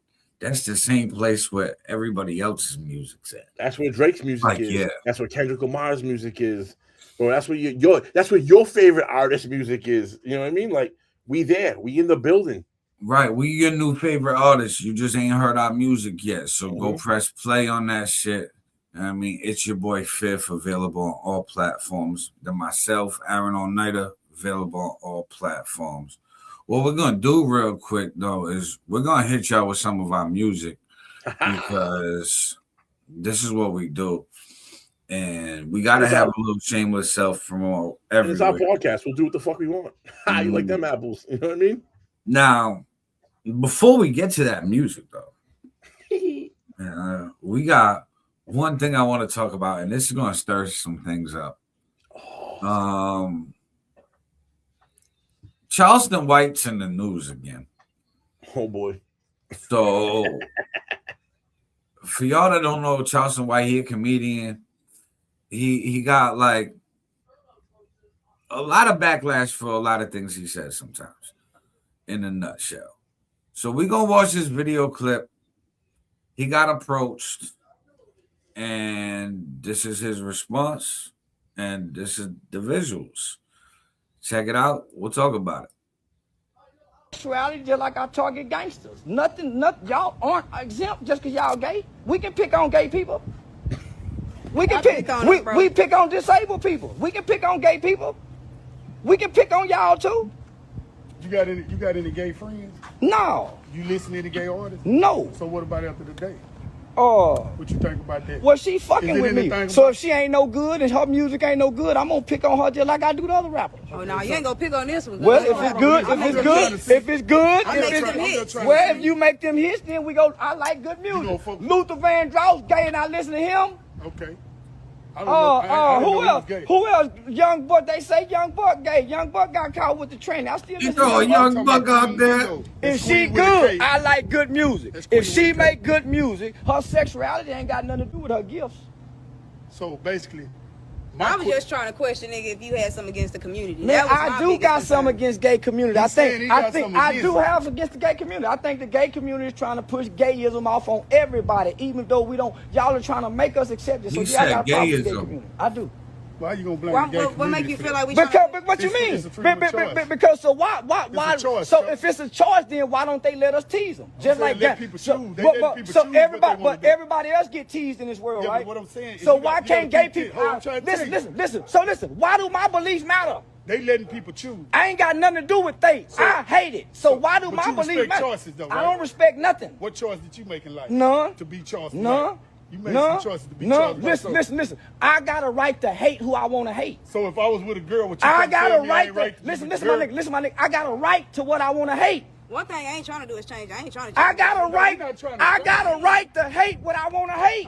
I can hate white people. I can hate gays. I can hate straight people. Why do gay people have a problem with my belief? That's all I'm saying. Why do what I believe bother gay people? If I hate them, if I want them to die, why do that bother y'all? Y'all don't know me. That's what I'm saying. Why? So why does it matter? It don't bother them. That's not the issue. Listen, we can hate gay people. Listen, this is why we concerned. You have gay fans. I don't give a fuck about my gay But fans. you got to give a fuck. I don't. I don't gotta give a fuck about nothing. I gotta listen. I gotta listen. I don't. Them gay people don't feed me a motherfucking thing. Because if I see a gay people in my show, he can't take a picture with me. That ain't right, Charles. I don't want to be right. If I can reject God, I can reject gay people. So you God, take a picture listen. of me, dog? God gave me a right. God gave me a right to say I don't want God. So if I don't want gay people, So you gonna take a picture of me? bro? not if you question me about my beliefs. I ain't trying to change your belief. Yeah, you will if you question me I ain't about it. changing your belief. I'm not asking you why you gay. You ask me. You see what I'm saying? You ask me why I don't like gay people. I'm not asking you why you gay. I'm not even bothering gay people. Gay people got a problem with me when they come say something to me being gay. If gay people don't say nothing to me, I would never say nothing bad to gay people. So motherfuckers be saying you gay type shit. No, they don't say nothing I'm gay. They do what you doing. Try to make me accept their lifestyle. And I say, man, fuck a gay motherfucker. Fuck a gay baby. D-Wade, for instance, his son, man, fuck that little girl, little boy, whatever it is. I hate it.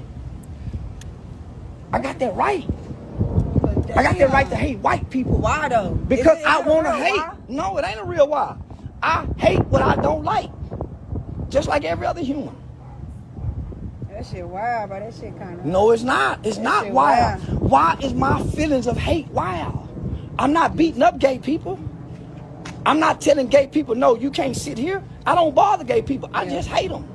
Have you had like a fucked up experience with a Never. gay person or some shit? Never. Like, Never. Why do it have to be a fucked? I haven't had a fucked up experience with white people, but I hate them.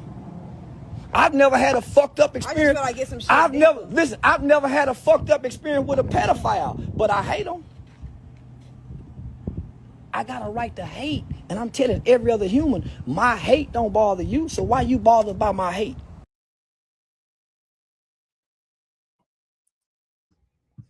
Bro, he's spitting right there, bro. He's right, and yo, this is what people say, like free speech. This is what they forget about free speech.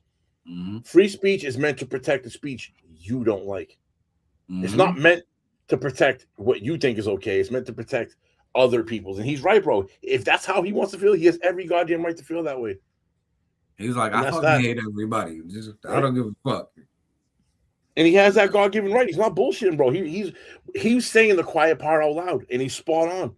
You don't have to agree with him. You don't have to like what he says, but you got to respect the fact that he's allowed to say it. And he even said he hate white people, but he on DJ Vlad all the time, who's Ukrainian, which is like really white. Yeah. I Eastern mean, European. so it's like, I feel like he did say the quiet part out loud, and we have the right here to dislike what you dislike, hate what you hate. And if you want to say what you want to say. But like, I've always been under the belief, like, Do you? I'ma do me. I don't give a fuck about what you do. Like, all right, so another hot topic, like, so like the gays, okay, cool. You want to live gay, cool, bro. My mother, she like girls. I got a brother, he like men. Like, yo, so do what the fuck you want to do. You know what I mean, Do what that's makes not you what feel I want to happy. do. You know what I mean, I don't give a fuck about that shit. I'm not a person who's like ever to the feeling of hatred towards any type of thing. I don't think I have the give a fuck in me for like I hate that shit. Like what he was like. The only thing like I probably agree with him, like the pedophiles. You know what I mean? But like there's very limited things where I'm like, damn, I hate that. Fuck them all. I mean, No, but like he said it in such a way that it's right though. Like if you don't like something, you probably hate it. And, right, and that's a human emotion. That's a human reaction to shit. Nobody likes 100% of everything. Mm-hmm. So if you don't like something, you probably hate it, and that's nothing wrong with that. Right. And the whole like in our mental health system, the person is back here said hate is ignorance. Not really. It that's contextual. In context, maybe, but in some context, no. If I don't like something, I can hate it, and just because and it's how you go about it. Like he said, he's not going there and hurting anyone. It's a view. So what does it matter? Right. As long as it doesn't come to effect of hurting somebody, then just it's I mean, people can do what they want. They can feel how they feel. I mean, listen, I'm a straight white male and I get hated. Okay. Am I okay with people hating me? Do your fucking thing. Enjoy yourself. Bro, I bet you everybody don't care. gets hated for what they are. No, but I bet you no don't matter care. what you are, like if you identify gay, straight, white, black, fucking yellow, purple, But it's green. your reaction. It's your reaction that matters, though. And this is Right. where this is like you're saying, people hate me, people hate you. The difference between us and I don't want to categorize all gay community, but a lot of them take that to the face and why you hate me? Is it because of this? I look at it like I could care the fuck less if you hate me. Hate me all you want. You know what? Because you have the right to not like me if you don't want to, but I also have the right to like not people care. victimize themselves. But I have the right make not to give themselves a a fuck. victim. You know what I mean? I have a right to not care how you feel about me. And if I feel some type of way about you feeling that some type of way, then probably what you're saying has some truth to it. Because if it didn't, I wouldn't care. Like, Aaron, if somebody called you a pedo, right? Are you gonna fly off the handle? You're probably gonna fucking mouth. But you're probably gonna laugh at him because you know it's not true. You're gonna chuckle at him. Somebody came to me like, Fifth, you're a fucking pedo. I'm not gonna fly off the handle. And you know why? Because if I fly off the handle, it makes it look like what you're saying is somewhat true. But if I sit there and laugh, I don't give a fuck what you say. I know it ain't true. You can think however the fuck you want. You can think what you want. That's your right. I don't care. You know what I mean? Like, I feel like there's a line. You know what I mean? Like I don't know. Yeah, there's things you gotta be like with the pedo thing. There's certain things just like disrespectful that like bitch, pussy, punk. I mean, shit like that. Fucking that lane that's like you wash your mouth, you get punched. Or like a jacket on somebody, it's like, nah, bro, watch your mouth. But normal type hate, I'll let that shit slide. I'll go to the Jews, though. Like go to the Jews thing, right? A lot of this conversation will go to, them boys, World War II, the hatred from the Germans to them boys, and look at what they did.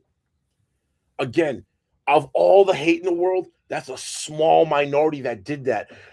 The overwhelming amount of people that actually dislike or hate something don't go to the violence of actually now stepping or crossing the line into violence and hurting something they hate. Because I'm reading the comments from the mental health lady, and what she's saying isn't wrong, or he isn't wrong. But again, you talking about the small minority and using a small percentage as the guys for everything. And this is where I have a problem with this kind of rhetoric. because what you're saying it is true, but it's true in such a small portion that you're trying to take the small portion and make it the big portion when it isn't. Right. And I try to get interactive. I'm trying to interact with the. I'm trying to do it in a very civil way with the commenters. You know what I mean? Absolutely. I mean, but I wanted to play that Charleston White video. I knew it was funny, by the way, too. I laughed on that, bro. That was dope. I kind of laughed. Charleston White seems like the type of person to me, right, that hates everybody equally and has voiced it, and his only backlashes came from the gay community. So that's why it seems like he's targeting the gays, but it's really not. Those are the ones that are the most sensitive and speak up. The black community gets on him too about the shit he says, because he's probably most harsh on the black community about certain topics. I watch a lot of Charleston White, bro. He pops up on my shit. Well, yeah. He gets backlash from everybody, but I want to say his backlash, like, list goes like gays, then blacks, and then maybe like, I don't know, anybody else is tied after that. But like, I think the gays hate him more than the blacks do. I mean, a lot of the backlash I see was kind of even from what I saw from him, was because he's black and he really jumps on the black community. The black community looks at him like, you're one of us. Why are you attacking us about shit? And he's the type of dude that's very down the middle. Like, well, what am I saying? Is it false? And the shit he talks about isn't necessarily wrong. Yeah, I've seen some of his shit and he makes some sense. I mean, he's funny, man. He's funny. Definitely funny, bro. He's fucking hilarious. He knows how to talk, and it's like that's all you really got to do nowadays. And with these people, it's still like I still look at Charleston White as like he just don't give a fuck about nothing if it don't affect him. You know what I mean? Or like his circle of people, his friends, family, like his universe. If it's not in my universe, let it the fuck be. And I feel the same way. Like if it ain't about my people's family, friends, like my universe, I don't give a fuck. Like you can go do whatever the fuck you want over there, this country, that country. Like what we talked about the Strait of Hormuz. I was like, okay, well, I'll fucking bomb this shit over here, call it a day. I'm not over there. I don't know these people. I don't give a fuck. I don't have that give a fuck connection. Yeah, there's no connection. Right. I mean, except for the people that are in my universe. And like 6 degrees of separation type shit. Other than that, nah, there's no connection there. It's kind of like people might look at it crazy, but like, let me put it like this. Like, all right, what about distant relatives? They're distant relatives for a reason. I mean, they're distant. I mean, nobody talks to them.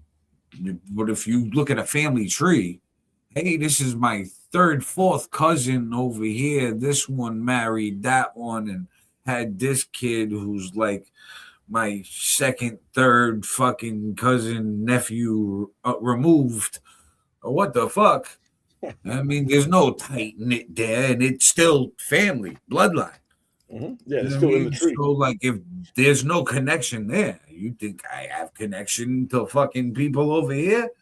I wish you well, but if it's like a me and you thing, my universe versus their universe, hey, it's fucking us versus everybody. Well, it's gonna be me every time, not you. If that's what it comes down to, you're not gonna put yourself out of your way for someone else. Like right, that's why it's a us versus everybody shit. So it has to be. Yeah, so it's like not in our universe. That's it. And people are so sensitive nowadays. They just want everybody to have so much love and caringness for every single living thing on the earth. And it's like, hey, guys, you know, there's 24 hours in the day, right? Like, how can I love everything? There's going to be that's some not how it really works. I mean, what you're talking about is actually what the second to last comment was. It's all about compassion and empathy, no contact. In a perfect egalitarian world, yes, that's not the world we live in. You can say compassion and empathy, right? And that's what we should be spreading across. But that's not how the rest of the world thinks. That's a first world Western ideal. You don't see China, Russia, fucking North Korea, Iran. None of these countries that are dominated by like one person think like that. And the minute we start thinking like that, these countries are going to overtake us. And then that ideology is gone. Like I always say this, I say this all the time. I live by this, bro. What side of the fist do you want to be on? Do you want to be on the one throwing it, or do you want to be on the one receiving it? Because it's a dog-eat-dog world, and it comes down to that. You're either the one throwing the punch or the one taking the punch. Where do you want to be at? Mm-hmm. And I Bro, get, I had an OG tell me when I was younger. He was like, "Yo, let me see your ID real quick," because he showed me his like ID picture and shit. I showed him mine. And he was like, "Yo, you see this person in this ID?" And I was like, "Yeah, that's me, dumbass. Like, the fuck?" And he was like, "Yeah, this the only person that's like the first person you worry about." He goes, "This is you." He goes, "Take care of this person." He was like, and then everything else falls into place after that. He goes, "But worry about you." Like, so like you worry about your universe, who's in your orbit. Mm-hmm. There's not enough time in the day. There's not enough energy one human can give to everybody. Like I said, I wish people well. You know what I mean? Like I hope that fucking everybody's successful out there in the world. 100% of people. But there's always going to I'm be not evil. stupid. I know reality. There's always going to be evil in the world. Losers out there. Yeah. There's always going to be evil. There's always going to be some faction of somebody that wants to take what you have. So that's why you can never get away from the fist analogy. It never goes away because you'll never get 100% of everyone in compliance for love and empathy because resources aren't spread out evenly across. And even if they were, it's in your human nature to go and take from someone else. That's how human civilization has evolved. Like they'd be like, I don't like this. This is gonna be a hot take right here. I don't like certain factions of people being like always calling certain other factions of people colonizers. Oh, you colonize this, you colonize that. How about you name me one country that hasn't colonized or taken over land or resources from someone else on every continent across the world? Yeah. At one time or another. It's what we've done. We've conquered, we've destroyed and rebuild from day one until today, and it's never going to stop. Mm-hmm. Yeah. It's life. It's life. That's why they have that whole yin yang, good and evil. That's why that's that 50-50 shit. Because that's how life is. You can live life 100, but life is still 50-50. You know what I mean? Life itself is still 50-50. And it's never going to change. Never. It's not. It doesn't matter how much empathy or how much compassion. And I'm not against this. I understand the philosophy behind it. And to a certain point, I agree. But then I look at that ideology and then apply it to the world and go, it don't make sense. Apples and oranges ain't adding up here. Like, of course, I want everybody to be fucking successful, happy, fucking rich, living life, doing their thing. But it's like, oh, okay, I woke up from my dream now, and I realized that this is real life, and that don't work. So sorry, guys, wake up. Mm-hmm. It's funny, the woke ones are the ones that's still sleeping and dreaming. That's the funny thing. The woke ones are the ones still dreaming that there's going to be this perfect world and harmony and unity and love and compassion. Fucking kumbaya and hold hands and let's do a dance. Because they saw it on a movie. They seen it in the movies, and it looks good in the movies, and it looks good on a TV show, or it looks good on a streaming service. Yeah, no shit. That's a hot take. Blame Disney. Brainwashing a generation. Everything's gonna be great in the end. Don't worry about it. Everybody give hugs and high fives. We all love each other. Until another fucking person comes in and snatches it away. because you weren't Oh keeping my up. God, You what weren't keeping up with happened? it. Yeah. No, I agree, bro. It's hard. It's hard to live in a world like that. Like, it's hard. It's funny. I shouldn't say it's hard. It's funny living in a world like that, because when you look at the dynamic of it, you're like, yeah, it seems like that would be the best method, and everyone to prosper and be prosperous and to move forward and to grow. But bro, there's not enough. There's not enough for everyone. And with human greed, because resources have been scarce the entire time of humanity, it's always been about who can hoard the most, gets the most, and does the best. And it's not going to change. It's not going to I look change. at it like this. Guess what? Somebody got to clean the toilets. You know what I mean, somebody got to work at Taco Bell. Somebody got to work at Wendy's. Either we're all going to fucking make great wages no matter what the work is, and it doesn't matter, or hey, low income, medium income, high income. Ta-da! Common sense. You know what I mean? Because there's these ranges of jobs. But people have like that utopia mindset, like you was discussing earlier. Bro, and then to go back to I can't whoever this person is, bro, you should come on the show, bro. I think we would have a good conversation. Men used to be held accountable. They would not stand by allowing a man to attack a woman the way they do today. Do you want to know why that's like that? And here's a hot take. Clip this. That's feminism is what happened. Because now women feel or want to be equal on every playing field across the board. Why should we put ourselves in harm's way when, if you want everything we have or that we protect and hold, handle it yourself? Because here's the other thing, and we've seen this time and time again, men will step in and then get in trouble for stepping in, deal with court for stepping in, for doing the right thing. Bro, there's so many different factions and reasons why it's in our best interest to now mind our fucking business. Now, I was having this conversation with my wife the other day. This is a real hot take. And we was driving, seen this person walking, and was unsure of the gender of this person. She was like, oh, I think that's a guy. I'm like, kind of looks like a guy. I think it might be trans. She was like, why? I'm like, because it kind of looked like a female body shape, but has facial hair and a beard. I'm like, it had like a chest area. So I'm like, what the fuck? Like, those ain't man titties. Those ain't middies. Those is titties.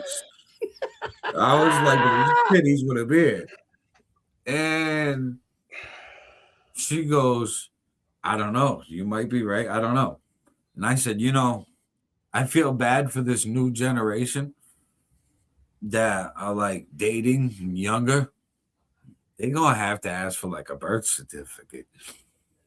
Like, what was your gender at birth? Like, what was you born? Don't lie to me. Give me that birth certificate. Not the abstract. No birth abstract, birth certificate. Hold on. I gotta respond to this, bro. She going, that's an excuse. That's not an excuse. And we're not in the 70s. And feminism started in the 60s. The first wave feminism was I'll even grant you that the first wave feminism kind of had a decent amount of points. And it's not about right and wrong. It is about right and wrong. I myself, as a man, would absolutely want to step in if I saw a man beating a woman. However, in today's day and age, if you want equal rights, then you get equal lefts with it. You can't expect the protection from a man and then say, well, we're equal. What's the benefit for a man to step in for a woman in 2026? I'll even grant you this, from 2000 forward. You're talking about the 70s. I agree with you. We don't live in the 70s no more. The structure of society in the 70s ain't nowhere near what it is today. Not even close. It's not an excuse. It's if you want what's how I say this, if you want to be held in regard of an equal, then you need to perform like an equal, which is protect yourself, because men have to protect themselves at all times. So if you want that, you need to do the same thing. It's not an excuse. This is reality of what you're asking for, of what feminism is. Just imagine having your girl fight for you, bro. You like, hey, babe, yo, this guy was mean to me. I need you to go handle that. Yo, what the fuck? Fuck it, let's man, listen, man, this is what we're gonna do, right? Women want equal rights. So men, we're gonna stop fighting. I call for all peace with all us men. Women are gonna be the fighters now. We're gonna have our fighters. We're gonna designate our women to fight each other.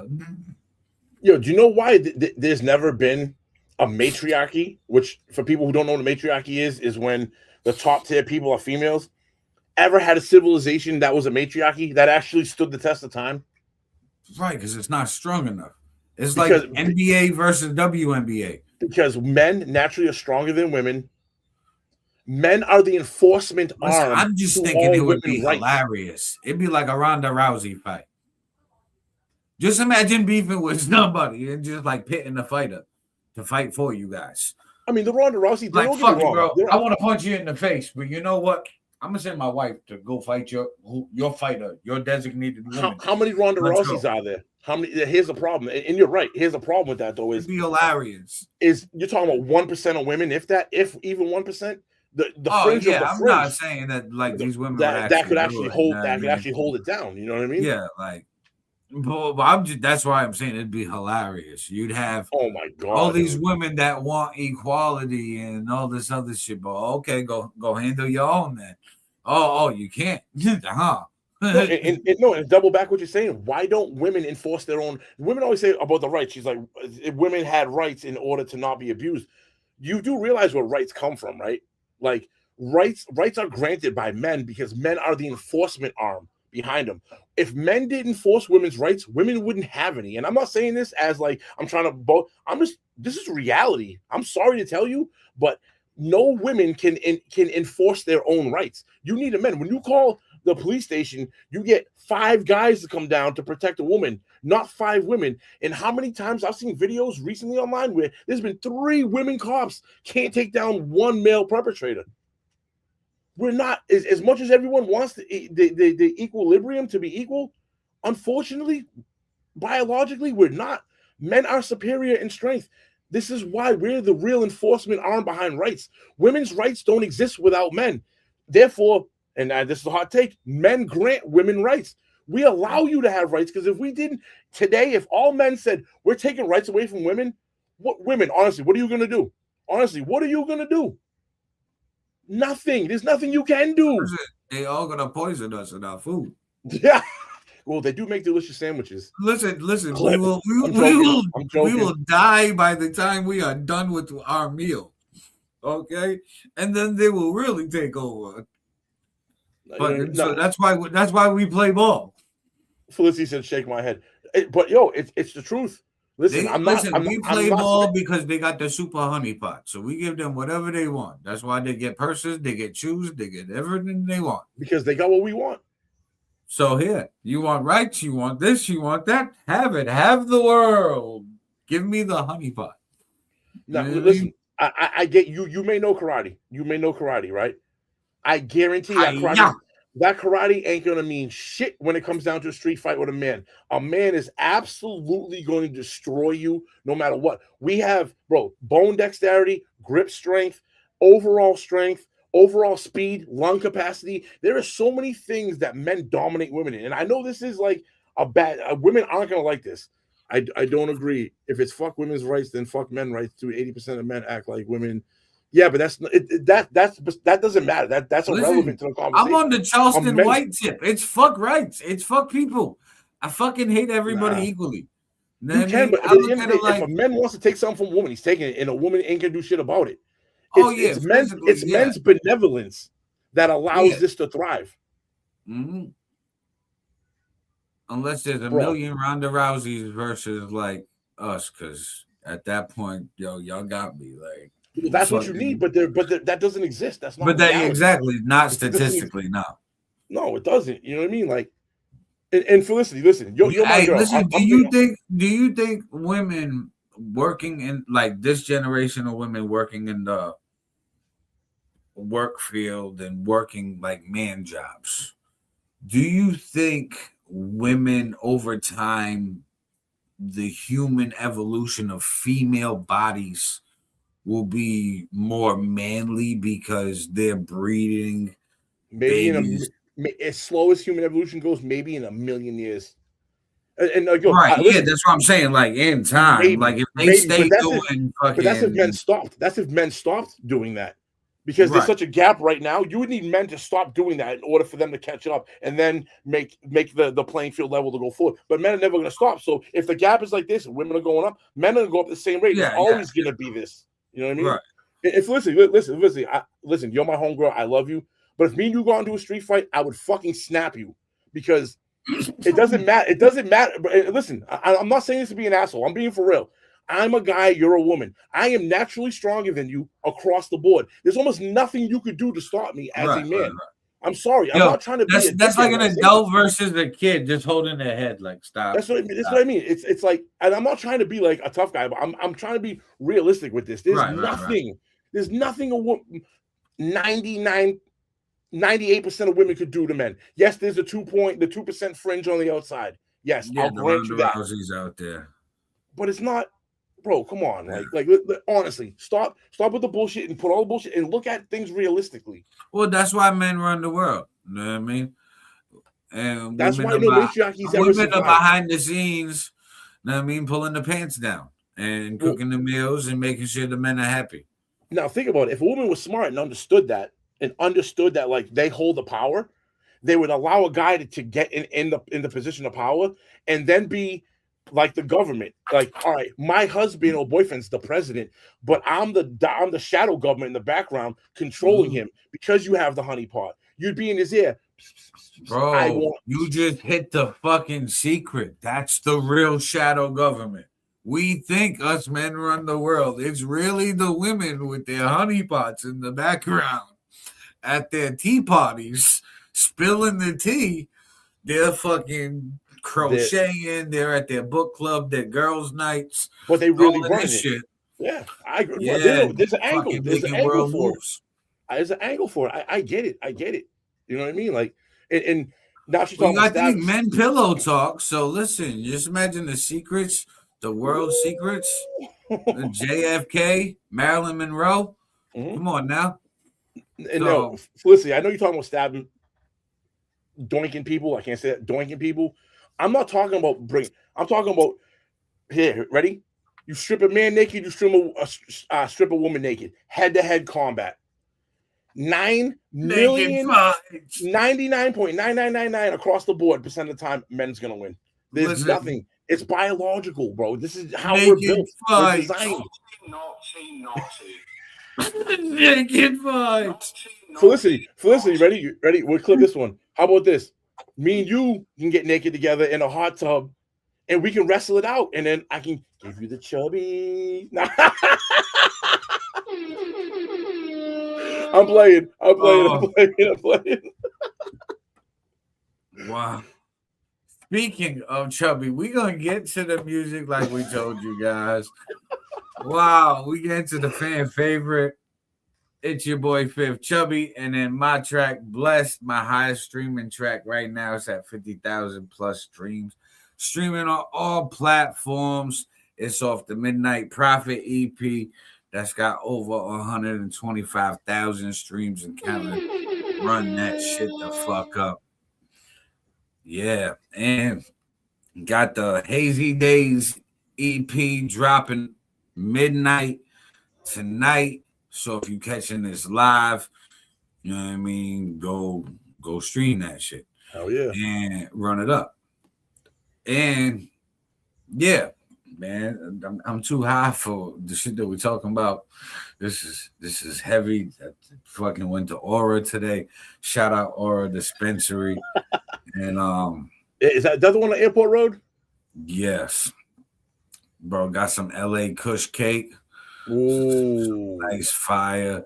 And it's a good batch. I was like, okay, you did it right this time. Like the last batch of the Kush cake was like mid. This shit, I was like, okay, y'all got some top shelf today.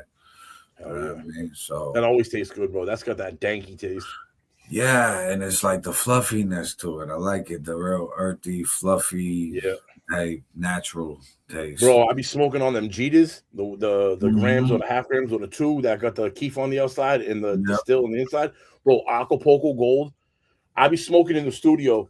Anyone would walk in there and be like, dude, did the cat piss in your room? Every time, bro, they call the cat piss one. But it's the reason why I say that is because it's got that danky, that earth. Like you hit it, bro. You're like, bro, like, I smoked with my brother-in-law yesterday, right? And when I go over there, bro, he likes to break out the top shelf weed. Like he knows I'm a smoker, and he try to like out smoke me every time we link up. And like he gets some fire. Don't get me wrong. Is it dispensary? Right. Dispensary bud? Yeah. But he'll get he goes over to Greener Leaf. And bro, some of the flour that they got is pricey, but it's worth the fucking price. Is that Massachusetts or is that Rhode Island? That's Massachusetts. Right off the Ave. It's on the Ave.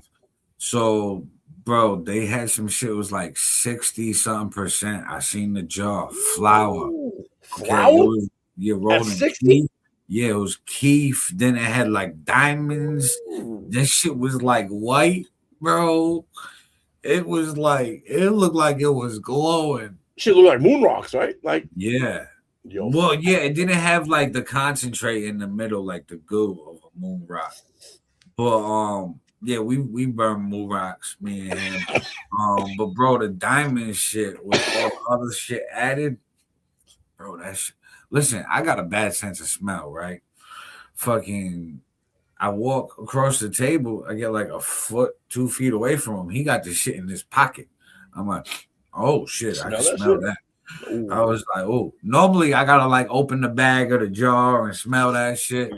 Like, nah, I smell that shit feet away. I was like, oh, this is gonna be a good one. He was like, yeah, this is top shelf. I was like, hell yeah. So yeah, but Hazy Days EP, all platforms midnight. It's a smoking vibe. Got Bone Thugs and Harmony sample on that one. From a classic weed song. Yeah. Higher, baby. The weed can get no better. No better. Bro, I remember being younger smoking. One of my boys was singing that shit one time. Bro, he sang the fuck out of that shit like it was Bone Thugs, but like totally off key. High as fuck. But he was feeling himself at that moment, right? So I was like, yeah, bro, do your thing. Like, bro, hilarious. But had to get that sample, got that shit cleared. You know what I mean? That was actually a single I released a few weeks ago doing numbers. So that's at 10,000 plus streams. So that and the pre-saves, that's moving. I can predict at least 50K plus midnight. First week. I mean, first day. First day, yeah. First hour. I mean, that's a first hour. Like first minute, that shit gonna be 50K plus right off rip. I will be doing an extended edition on 7/10, July 10th. And does that date hold some kind of significance? Why July? Why July 10th? I love that you asked that. That's Oil Day. Yeah. 7/10 in the smoking community has been crowned the 420 for concentrate in oils. So if you look at 710, flip it, it's oil. It's oil. Oh shit. Yo, I gotta give that. So on Oil Day, Okay. July 10th, I'm gonna drop the extended concentrated edition. So the concentrated edition of Hazy Days, I mean, still gonna be a smoking vibe, follow the same thing, but it's gonna be a few bonus tracks that I got in the cut right now that fit the vibe, and I'm more concentrated to curating the rest of this EP. It's kind of like a 2-part EP, and I gave the first part at midnight. Gotcha. So it's gonna come together. It's like two stones, right? And you get one then and one then. When you put it together, you get the whole picture. You get the whole vibe out of it. Like you smoke flower or concentrate. Yeah. I mean? But then I can always have a secret drop on an unknown date for the edible community. I mean, for the edible community, the ones that, eat they high. So this is a project that I'm like, yo, man, I'm a smoker. I've done edibles, concentrate, dabs, oils, vape pens, bongs, blunts, papers, bowls, everything. Gas masks. The gas mask, bro. Shit. Oh, yeah. I mean, water bongs, gravity bongs, like normal bongs, like homemade soda bottle bongs, like dumb shit. So I'm like, yeah, this is a whole vibe. I wanted, because I was going through my songs and I got a couple smoking songs, like chopping up a tree and shit. And it was like, bro, I want something I could just ride out and just vibe a whole smoking project to. So it was more selfish for myself because I wanted like something that I could smoke to.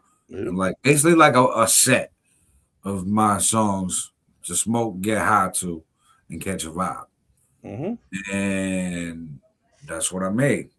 And then riding around smoking to it a few times in the car test, and a few late night drives, bumping that shit dumb loud, like waking up neighbors. Cops getting called. Yeah, but I'm already 4 neighborhoods by, so like, I don't know why they call, but they do. But yeah, I was like, oh, this shit bumps, and the bass, the drums, the vibe. Like if you high, you gonna zone the fuck out. That's the best right there. You're gonna be like, oh shit. Like that's the best. Not to toot my own horn on the higher baby track with Bone Thugs and Harmony. Oh, please do toot, sir. Please do toot. It's that's one of them records. It's a real stoner vibe, but I put a little boom bap feeling into the beat. And because like that's my essence of an MC. How I was introduced to hip hop. I was introduced to hip hop as smoking weed at the same time. So like I picked both up hand in hand. Like, oh, I'm gonna rap and burn this down. Like, and a controversial take right here is he also came from the era when motherfuckers spit their 1 through 16. They ain't come in punching in bar for bar like you knew YNs be doing, bro. I see them videos on. I still don't YouTube. punch in. I still don't punch in. I make sure I don't. Anyone from my era, bro. I bet you if you had like Drink Champs start asking like Method Man and Styles P and all these 90s and early 2000 rappers, do you guys come in and punch in bar for bar? They're gonna laugh at you. Right? No, bro. We come in with a 16. We got it memorized, or we know it enough to come in and drop it on a 1 or 2 takes. The full 16, because that's the era we came up in, bro. That shit was frowned upon. We was the generation of 1 takes. I mean, you went in there aiming for the 1 take. Let's go. Bro, I'm not gonna cap. All I need is 1 take. Just run that, bang, bang, done. Bro, I was watching Jordan. Let's go. I was watching Jordan Power. I was watching Sky Jordan. Sorry, Sky Jordan page. He was watching a channel that had Little Baby in the booth, beats playing. I don't know how this is how Little Baby does every song, but it's the one that we saw. He goes in and he starts mumble rapping, but he's humming. Literally like for like 5 minutes. Then he starts slowly putting words to the same cadence that he was humming, mumbling rap. All Whatever my he was doing. friends are dead shit. Bro, I watched him do an entire track like that. Now I'm like, a couple things hit me. As someone who records people, as an audio engineer, for me, maybe it's because I'm like you, I'm the unk coming from the 90s, early 2000s. That shit would irritate me as an engineer, bro. Stop record, erase, Yeah. stop record, erase. And then I'm like, bro, he freestyling everything. Right. Like, See, so I get the frustration as an engineer because we from that era, the one take doing it like that.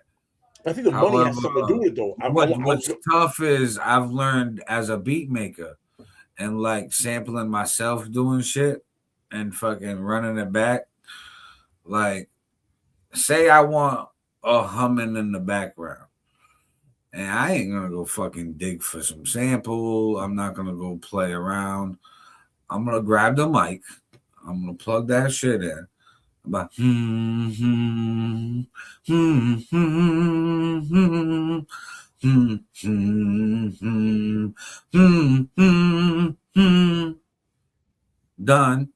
I'm gonna play with the effects. I'm gonna fix it up. Then I'm gonna sample it and go back. But I'm gonna have to chop it up in like little sections so that way it'll be faster for me to move all along in the parts because it's more structured. It's not like lyrics. You also where lyrics are all different. But you also have you're the beat maker, so you'll put yourself back in the recording shoes. And I think the difference between why we got used to spitting is I think it goes back to money. The reason why we got used to spitting a full 16 versus these guys is because in the 90s and early 2000s, bro, getting studio time for hip hop music was hard on its own. And then the amount of money it cost, the budgets weren't what they are.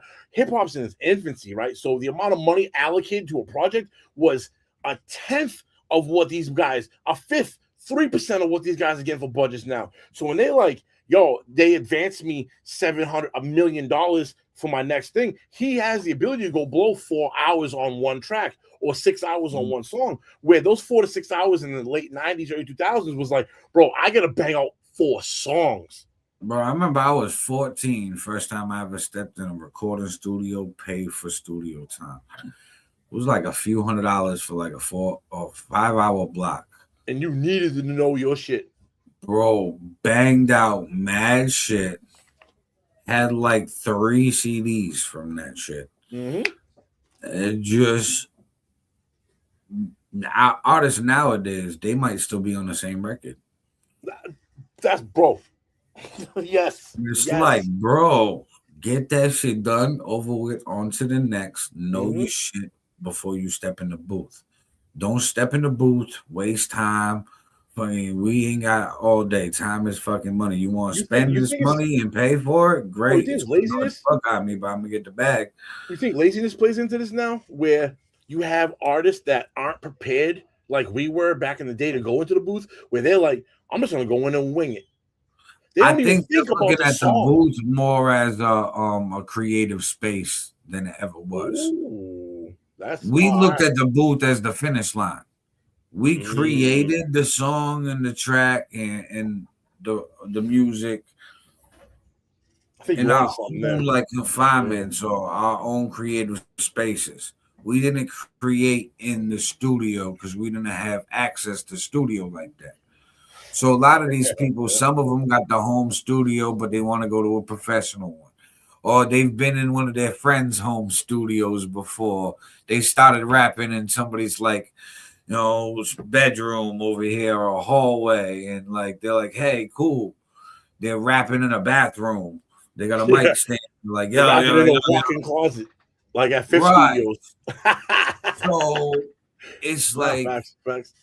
But then they want to pay the studio time and they're like, all right, I'm gonna level up and get the studio time and go to this professional place, pay all that, but they want the same creative vibe as the home. They was at their boy's house. Yeah, no, I got you. Right. I noticed a lot of people doing that was they would, because that costs money. It's a one-time payment for you to make a home studio, do your creative building of the song to get the song to where it needs to be creatively, and then bring in that masterpiece to a studio to record it on top tier technology. And that makes the most sense. Yeah, and financially and creatively, you create it in your own space, save everybody's time, save your own money, and then get the finished product done professionally. Absolutely. Like this generation, they just want to vibe in the studio. So, and it's But like unless they got money, they ain't paying the engineers. So that's why like engineers and producers are having a hard time with the studios, because it's like all of these professional studios are having a hard time because everybody doing it at home, and they don't have the time to like actually record something at the studio. So in their heads, they're now the consumer, and in their heads, they're like, oh, the studio ain't worth X amount of time in an hour because I can't even finish my song. I need X amount of hours, and I ain't got this X amount of dollars. I can't afford it. Fuck it, I can't go. I'm going to just do it on the laptop. I'm going to do it on my phone. I'm going to do this. For MC, for a lower level MC, I say lower, I mean like budget-wise, these people that are in the rap game, I feel like rap has grown globally so big. There's literally so much money infused into hip hop at this point in time that it's given exactly what you're saying. It's giving these artists opportunities to go into the booth and create there. Like you're saying, you had 6 hours, you came out with 3 EPs, where maybe a mainstream artist today goes in and don't even finish a project in the same amount of time, because there's so much funding going on. And the studios are so available now that these top tier artists have the ability to go in and do that. But I also look at it like that's not the best use. Like to go, you know what I mean? Like you're gonna go create. Let's say you go to someone else's studio. Spoiled. How comfortable are you as an artist going to someone else's space? Like me personally, I'm the bottom basement like artist wise when it comes to like the hierarchy, but I'm more comfortable at my studio. Bro, talk your shit. You had like what? Fucking at least 150,000 plus streams this year. Oh yeah, some fucking wild number. Well, that's to go to marketing and whatnot, but like I'm talking about like overall. That's artistry too, bro. They listening for a reason. No, I got you. I'm talking about like the hierarchy of like the scale of like Kendrick Lamar down to the what I mean? Like we're local artists compared to them. Yeah. I feel personally, and I'm a 90s. I come up in the 90s, so I'm a 90s artist in today's new age, but I still feel more comfortable in my own studio, writing, coming up with ideas. I don't need to be dressed up, chains on. I can be in basketball shorts and a fucking no shirt on if I want, listening to beats, comfortable as fuck, drinking a little bit, smoking. In the home studio, you can just be in your boxes, chilling. For real. But that's where I feel like for me the best authenticity of yourself comes out is when you're in that moment. When I'm all dressed up at a club and shit, I'm still me, but I'm like me different. You know what I mean? It's not me chilling. Me chilling at the crib like, yo, I can let all the boundaries down and allow listen, you being an engineer, right? Just imagine this: you at this professional studio, you book in time, right? Somebody pulls up to the studio. They just in underwear, right? They're like, I gotta get your vibe. This is how I record. Yo, get the fuck out of here with that shit. Bro. Fuck? Bro, I bet you for about 2 minutes, I would just be like jaw would be dropped. I'd just be like, That's when you got to revise your contracts. When it's like proper dress is required. Proper attire. People are like, yo, why is this in the contract? Yeah, because one dumb motherfucker just pulled up with underwear and talk about, I need to get your vibe. Fuck you mean vibe? But yo, it goes back. But yo, that's a perfect segue into what you talking about earlier, where they're not using the studio to. It's now an influential space. So not only are they recording, they got 2 of their boys there recording them for behind the scenes footage, and then the making of the song. So they're building up the whole the whole pregame rollout. So when the song drops in 2 months, they got 8 weeks worth of build-up material, videos, little interviews, shows. Let's say you, for instance, And right? honestly, these artists, they don't even really care about the engineer quality. I've noticed. They don't need to. Some of them just go to the cool looking studio. The studio look lit. Yep. So if the studio look lit, yo, that's crazy content, that viral shit. That's the music video. That's the behind the scenes. That's everything. And it's a trash engineer, and the song sound like booty cheeks. But they're like, hey, you see the video though, right? It was this studio. And it's like, wow. That's a detriment of like SoundCloud and shit. You know what I mean? Where you're able to load up whatever. But it also goes to say the majority of those songs, even if they do pop, it's quick lived because you need a good quality. If you have a good song, like the good concept, everything is performed well, it's well engineered. The beat maker hit drops where the person switch cadences on and on, boom, boom, boom. You know what I mean? Like it's gotta be a perfect math equation. That's timeless. That song will stay relevant. Like, bro, we're still talking about Michael Jackson songs in 2026. Right, it's like a checklist of things, like you just said. If you hit everything on that checklist perfectly, you'll have a timeless hit. But 95% of artists are lucky to hit one or two things on that checklist. Facts. You know what I mean? So, like, hey, it could be a good song, but like the visuals are trash, or the fucking mix is ass. Okay, this and that. So like, and you can see the truth behind this when you have songs like people like Prince and Michael Jackson who have done music in the 60s, 70s, and even electronic music in the 80s, still being replayed today in 2026. Well, listen, I'm starting to think that bad music is starting to become popular because I was listening to the new French Montana Max B and Rick Ross Mix in Miami track. This is a new drop? This is new? Yeah, it's a couple weeks old at this point. But yeah, Rick Ross, French Montana, Max B. Bro, French and Rick Ross, their vocals are so clear, clean, perfect, okay? Max B on the hook and got a verse. It sounds like he's recorded on the jail call. Like, I'm like, bro. You know, that's so I'm like, I think he's keeping his sound from his mixtape days where, like, yeah, listen, I'm not touching my sound. This is what people like from me. They know this from me. Let me push it. But I think now the effect it's going to have on the music industry itself is that type of mixing is okay. You can mix however you want. Because hey, this one's mix was ass, but it was fucking on the Billboard records. Yeah. And you know what else is gonna exactly what you're saying? AI mixing vocals and tracks. Because they're not at a level yet. It will be not currently at the level of you bring your track to Dr. Dre to mix and master it down, or his team. You know what I mean? Or Timbaland's team or Swiss Beats. They're not there yet, but you're absolutely damn, bro. Yeah, you're absolutely right because with what you're saying, plus the AI people that use AI to do that, music's going out and Billboard and charting. Bro, did you see the video, the reel I posted the other day of the robotic engineer? So they had a huge soundboard and they got this robot like arms that are doing all the fucking mixing on the board. Knob turning and involved everything. I watched that shit and I said, oh, okay. Damn. Then I instantly thought, I'm like, yo, of the names you just mentioned, right? I'm like, if I'm Dr. Dre, right? And I'm known for my engineering. What's to say he don't buy one of them and program his like presets and his plugins and like what he would do in certain scenarios?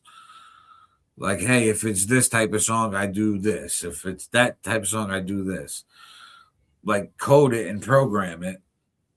And now the robot just does all the work. He don't even got a team anymore. It's just programmed his settings. You can do that. The problem with that is like, I say this about people who use like kind of what you're saying, where they'll be like, I'm going to use the same preset on every vocal on every song. They're never. It's a snowflake. Your music is a snowflake. There's no two songs you'll ever spin the knob to this attack and this release on the compressor and EQ your voice this way to achieve this. Every track's a snowflake, so it's very independent. And yes, you can, as a broad scope, be like Dr. Dre, come in and program the robot, and you will get close to a sound, but you'll never. Yeah, you'll get the normal presets, but you won't get like what he would do in that moment for this exact song. That I guess you call it the human element, the ear. You know what I mean? Like the individuality of the ear and learning and knowing how to spin it. You know what I mean? Like that. Because the human mind's too unpredictable still. Yes. But I think once the AI algorithm does learn the neural sentencing of the AI brain, of the human brain, the AI brain mimics it. It'll need to invent ideas. We're gonna get there. I just see like the roots of it. It would need to. AI needs to get to a point where instead of a human telling it what it needs to do, it needs to be able to pull from all these experiences and then be able to come up with its own independent idea for said situation.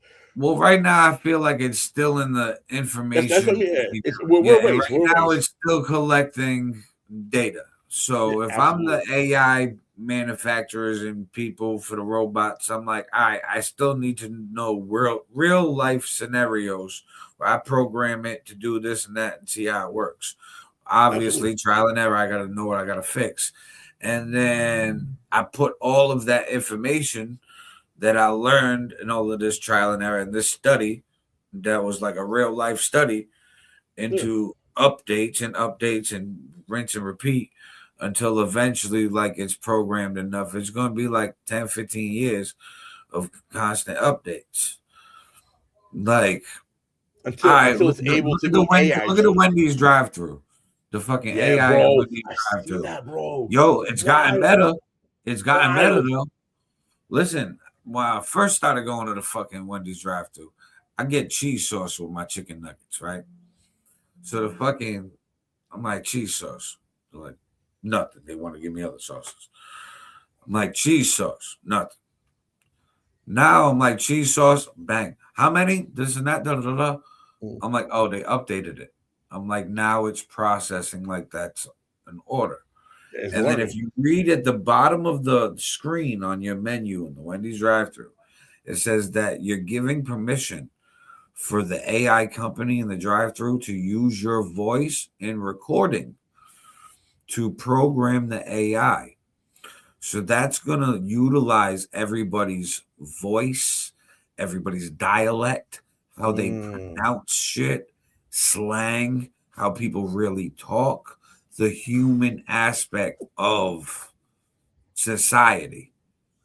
Where somebody's drunk as shit and be like, yeah, I need 2 fries, I need 4 burgers, and but they know it's you. You have a profile. You got a profile in some one of these fucking data centers. They got 4,400 of them in America right now. Right, because now it's attached to your card that you just paid for. Or a corporate thing too. You could maybe each corporation purchases a certain amount of space, and they have profiles. What's that? Wendy's, right? Owns X amount of fucking exabytes. They know Aaron's voice and name is Aaron All Niter on his card or whatever. You know what I mean? And every time you go to a Wendy's now, it just taps your profile, recognizes your voice, and this is all instantaneously, by the way. Yeah. And it knows your pre-orders, and when you start ordering something, it kind of knows predictively where you're going with, bro. That's wild, bro. Well, that's all of this shit's for. It's for predictability. That's that way us humans want convenience. That's why we're making this shit, because we want everything faster, more convenient. We always have, ever since we were fucking created. However way we were created, that's the way we've been. We always never asked the question at what cost, though. What is the cost of that? There's always been a crazy cost. Look at the man who created the wheel. And then the wheel turned into the cart, and then the cart turned into the car. There was always a cost at everything. You know what I mean? the cart, you know what I Evolution. mean? Guess what? The animals that were dragging the cart, the wood, you were cutting down trees, you were cutting down shelter and all this other shit. And now the burning of wood, energy, all that. That was the cost of it. And then cars with oil and pollution and this, everything's got a cost. But humans will never stop until everything is complete, dream state, utopic.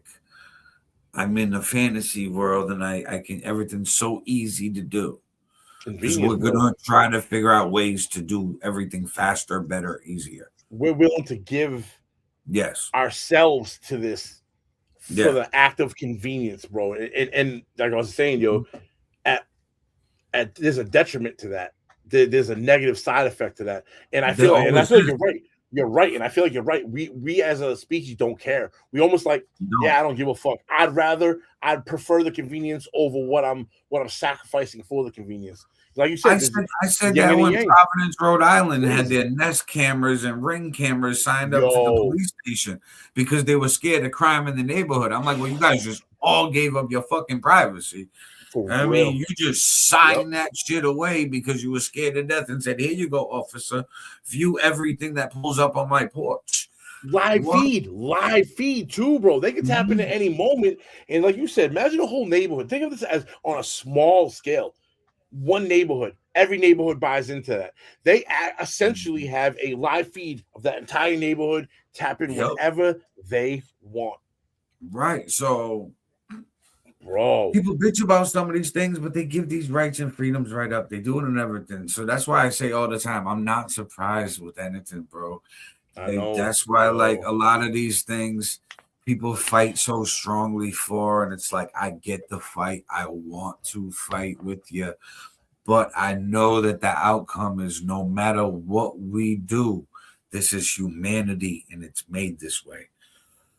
Like, so we can fight, but the final outcome is for what? And just like it's normally for someone else. Their own thing. It's normally for someone else. We're usually fighting for someone else's goals or dreams. Think about it. So most people don't own companies. People own a company because they have a dream. They have a certain vision for something, and then they employ people. They're not you know what I mean? Like we as humans more or less jump on someone else's vision for the convenience of a paycheck versus doing what it takes to be the visionary. You know what I mean? Like, there's a big difference. Please in the comments, but because guess what? Guess what? If we lose energy, gods lose electric, Wi-Fi. People that depend on AI is fuck because they don't know how to do shit on their own because they depend on AI. It's not even just AI. People don't know how to do shit on their own, period, because it's been electricity, the internet, fucking everything. People do it for them, bro. Like your food. If the government crashed, if the United States government crashed, I'm not saying other countries invade, the world collapses. How many? They say 90% of people are gonna die off because people don't even know how to like procure their own food on their own. People don't even know how to put a seed in the ground and fucking water it daily. Listen, I've never planted no food. But you know the steps. But you know the steps. You understand it. Right. I could figure it out and be like, hey, listen, I can plant my own food and do this. We're probably the last generation. Society, I've never had to. Well, we're the last generation that probably has that knowledge. My fucking kids, I got a kid at 18 and 13. Neither one of them would even have an idea of what the next step is. At least we know what the next step is, so we know how to move. That shit, that wisdom, that knowledge. We're the last generation of that knowledge because we're already at the point where we don't utilize that knowledge because we don't need to. We can go to the supermarket, we can go get whatever the fuck we want. Fuck, do I look like going out to go hunt, going butcher some animals? I'm going out with some orange shit on, orange haggle. We going out to the woods, Elmer Fudd style and shit, bro. With a gun. I mean, I got shit to do. Okay, I'm going out there, like. And then I gotta fucking clean this thing. I gotta chop it. I gotta do this. At this point, I'm not even hungry anymore. Right? I'm gonna order a pizza. Okay, because you can go to Market Basket and go get that same fucking steak or that same chicken. Like they're done, ready to go. Right, convenience, fast convenience. So society gave up the hunter-gatherer, gave up all of that for business, and new business always came into society and humanity in the world for convenience. Like, look at refrigerators back in the day. We used to have ice boxes, and the reason why we have a freezer is because of Bird's Eye frozen foods. They started pushing the freezer to help their fucking food. Bro, what they do before Make the it last refrigerator? What they do before the refrigerator? They smoke their meat into a jerky that could sit and not rot after fucking 2 weeks. Like, they had shit set up for like 2-3 months at a time. They could kill an elk back in the day. They'd smoke the shit. That's why you see like all the ancient shit with fires, bro. They'd smoke their meat into like a jerky style where it wouldn't rot anymore. The bacteria doesn't hit it, so that it preserves itself naturally for 2 to 3 months. So you only have to kill a bison or an elk every couple weeks instead of daily. Right. We're from the generation where, like, if we have older grandparents or maybe our great grandparents, like, that's how they lived. They lived like, look at Betty White was born before I know she just passed a few years, but Betty White was born before sliced bread, before the fridge. Imagine that. Okay. Imagine that, bro. And, like, we all know Betty White, so that's how, like, close we still are to that. But we are in a race for convenience. But look at how far we've came. That's just what in I mean, her bro. lifetime. Look at how much was given up, how much change. That's just humanity. And we don't see it because we're living in it. But we got to look back in retrospect and be like, all right, so Betty White was born. Just imagine being a little kid. There's no sliced bread. You got to slice that shit yourself. You can't get that shit. You can't get a loaf anywhere. Imagine sitting down with her and having being able to have a podcast with her and having her explain how she felt during each of the evolution to when she was born till she passed away a couple years ago. Yeah. Imagine what you're saying. No sliced bread to the point now where you can sit at your crib, order food, and have someone else deliver it to your door. Bro. Right, mind blown. Like, your mind, like the adults, like her parents, never would have conceived any of this. Yeah. They're like, that's impossible. That'll never happen.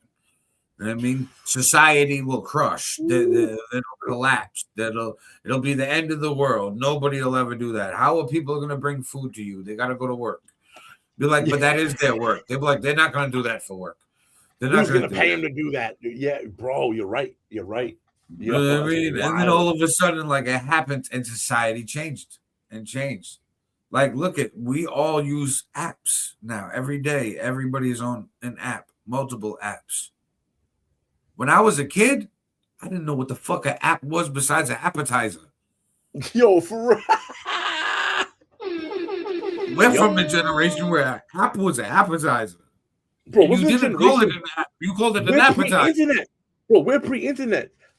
In my life, I draw this line at a certain age in my life going, I used to go out in the neighborhood with, like, do sports, and homie's yard was flat, so we'd play football. His yard, like 10 of us go dumb shit, climb trees. You had to find shit to do. I had a brook behind there. We would put fucking 3 2-liter bottles together with tape in a pyramid style and drop them at the same point. And whoever reached this point, like, going out into the environment and going out into the world and not worrying about it, to the internet hitting, AOL dial-up, which slowly turned into what we see today, where motherfuckers literally, like my kids, I'm 44. My kids stay home all day, yet they still converse with their friends like me and you did in the 90s, like out on, like going to IRL. In real life, we going out and chilling.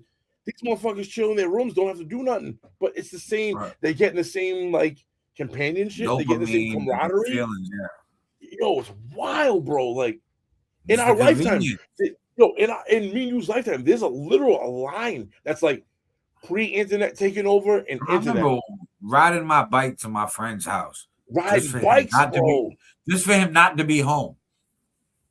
Just to be like, damn, he not home right now. I gotta ride my back all the way across the city back home. The fuck? That's how it was. I mean, it wasn't the cell phone. There wasn't you call. Or a landline. Like, a landline. Yo, so-and-so home? Or you call the number, it'd be like, meaning they're on the phone. They can't even accept the call. Yeah. There's no call waiting. No three-way call. Speaking of old shit, since we almost pushing 3 hours on this Yeah, one. we are.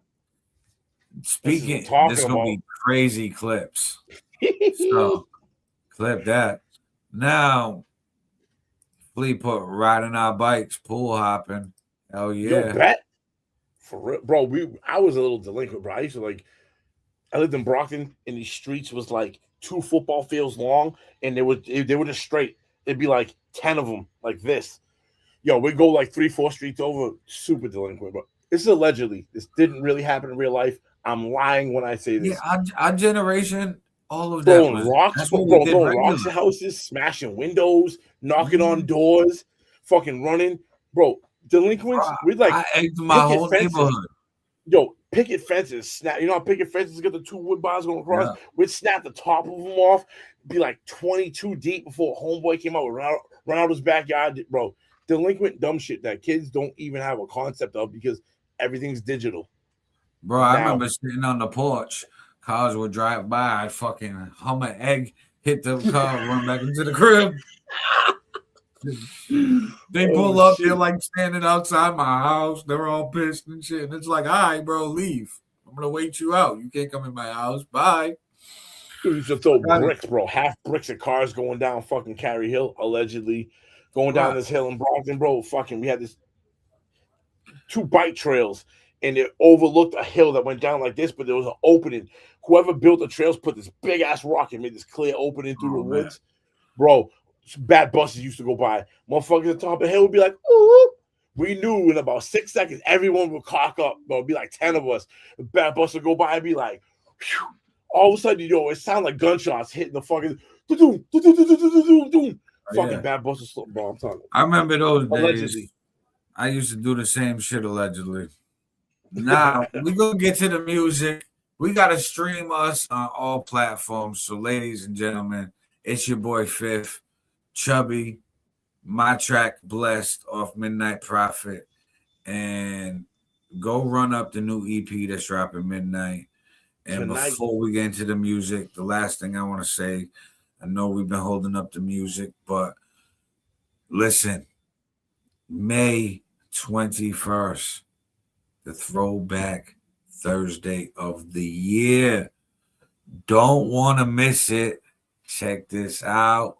We'll talk about it. You don't have to call like in my dance like Usher. I just found my tempo like on DJ Mustard. I hit that Ginobili with my left hand on like woo. Lobster and saline for all my babies that are niche. Chicken finger, fresh fry for them hoes that wanna teach. Jumpin', them boys up to something. I think I need some Robitussin. Way too many questions, you must think I trust you. You searching for answers, I do not know nothing. Woo.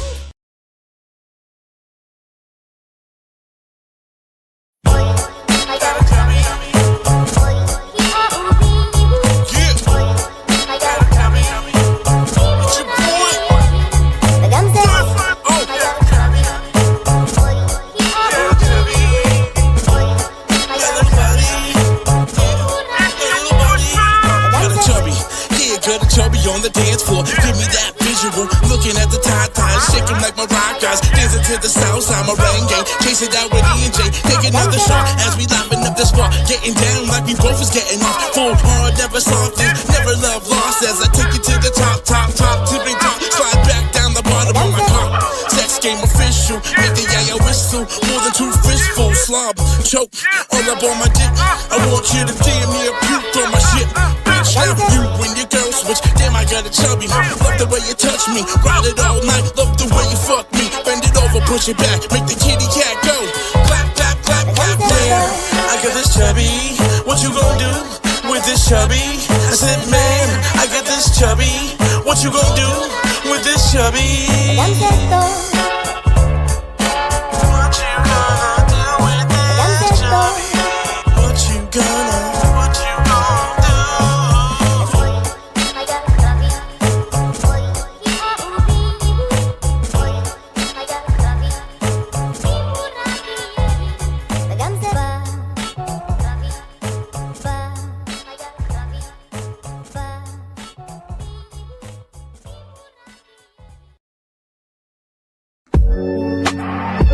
All Niter. street magic. Hey, yo. Blessed, cause I got food on my plate.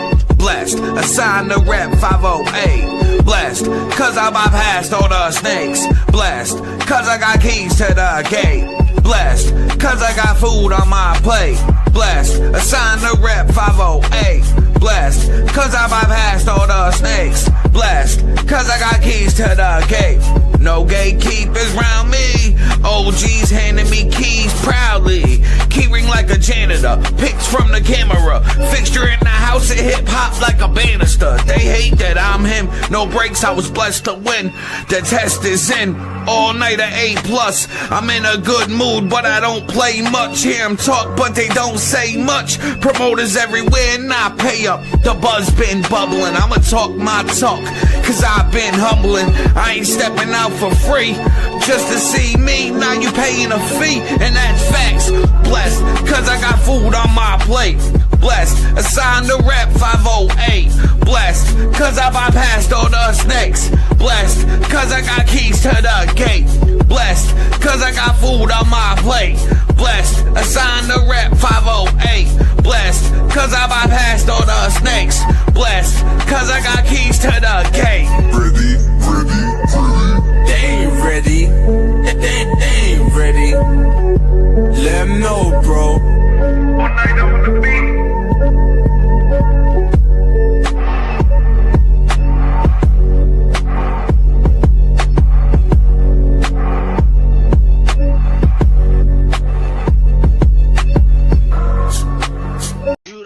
Call I hit my dance like Usher. Woo.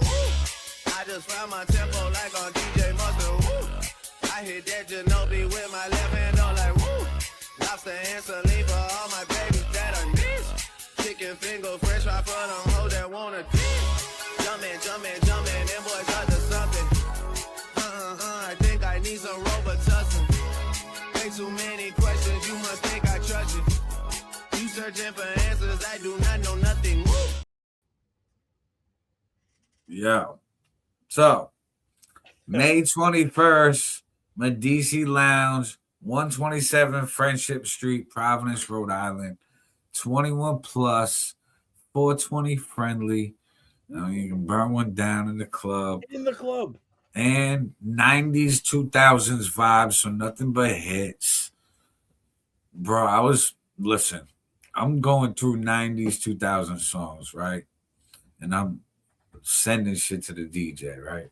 Like, yo, these are some of these are a couple of those ones that I know people ain't heard in years, but like, yo, that's what. And it's not his first rodeo. No, he does this. Like, this is his bag. 90s, 2000 is this DJ's bag, anyways.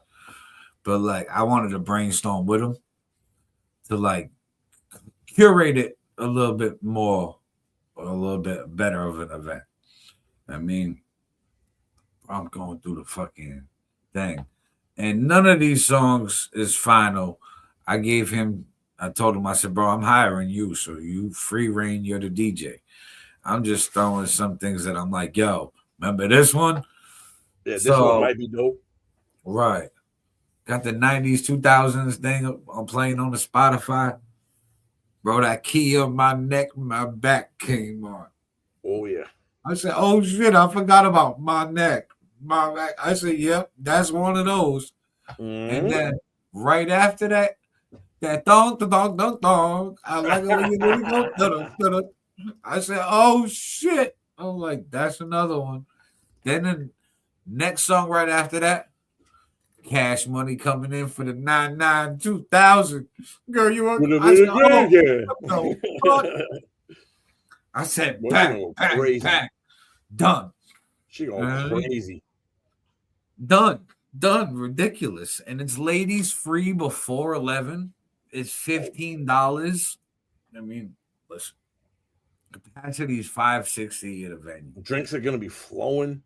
The caliber of people going to be people in the building. It's $100,000 sound system. The sound system in this venue is amazing. Huge dance floor. There's VIPs available, multiple VIPs, bottle service. selections. Yeah. I mean, you get the full bottle service, the sparklers, the sign, the whole nine. So pull up. It's gonna be hit after hit after hit, and it's gonna be like the songs you obviously know, and like the ones that you still hear, that still play, that still not, but also the ones that undeniably a hit, but just haven't popped up in a while. And you're like, oh shit, I remember this one. Bro, like, I know right now this ain't in my rotation, but Paramount Simon Says, wake the fuck up. You know what I mean? Simon Says, throw fucking my MOP and he up. Oh my god. Or the remix with Busta. Oh, by the way, if you in the Providence area on that day, be looking out on sidewalks for the direction you need to be going. Exactly, because there'll be arrows in the There's gonna neighborhood. be some arrows out there. So yo, follow the arrow, follow the yellow brick road, follow the arrow road to your destination. And listen, the road will be all different colors. I got a multicolored pack of for the arrows, so it was cheaper that way. But yeah, fucking follow the road of arrows, and you're gonna see where to go. You're gonna find out the hottest night, the hottest club of that night. You follow the arrows, you will end up there. That's where the road's gonna end at the spot, May 21st. Yo, May 21st in Providence. Look for the arrows. That's gonna be the spot for the night. I don't give a fuck about no other club that night. Follow the arrows. That's where it's gonna be. And honestly, bro, seeing how the club scene is evolving in Providence right now, the top spot that I've seen lately, and like shout out Culture doing their thing. I mean Coliseum, I mean Fisco, Mezzo, them doing their thing. But DC on fire right now.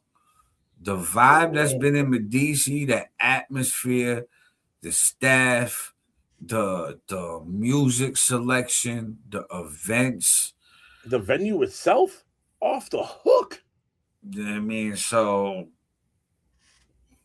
there's definitely gonna be Providence's biggest throwback night of the year. I'm waiting on a confirmation for a special guest host. I reached out to a pretty famous person, famous for us older heads. Remember Raquel? Well, that sounds mad That familiar, song, bro. that female singer that had that song, In a Dream I Love, like that freestyle dance shit. Waiting on the management for the finalization of the contract to have her as a special guest host for the night. So we are finishing up the talks of that. So obviously she gonna do her song, right? It just makes sense.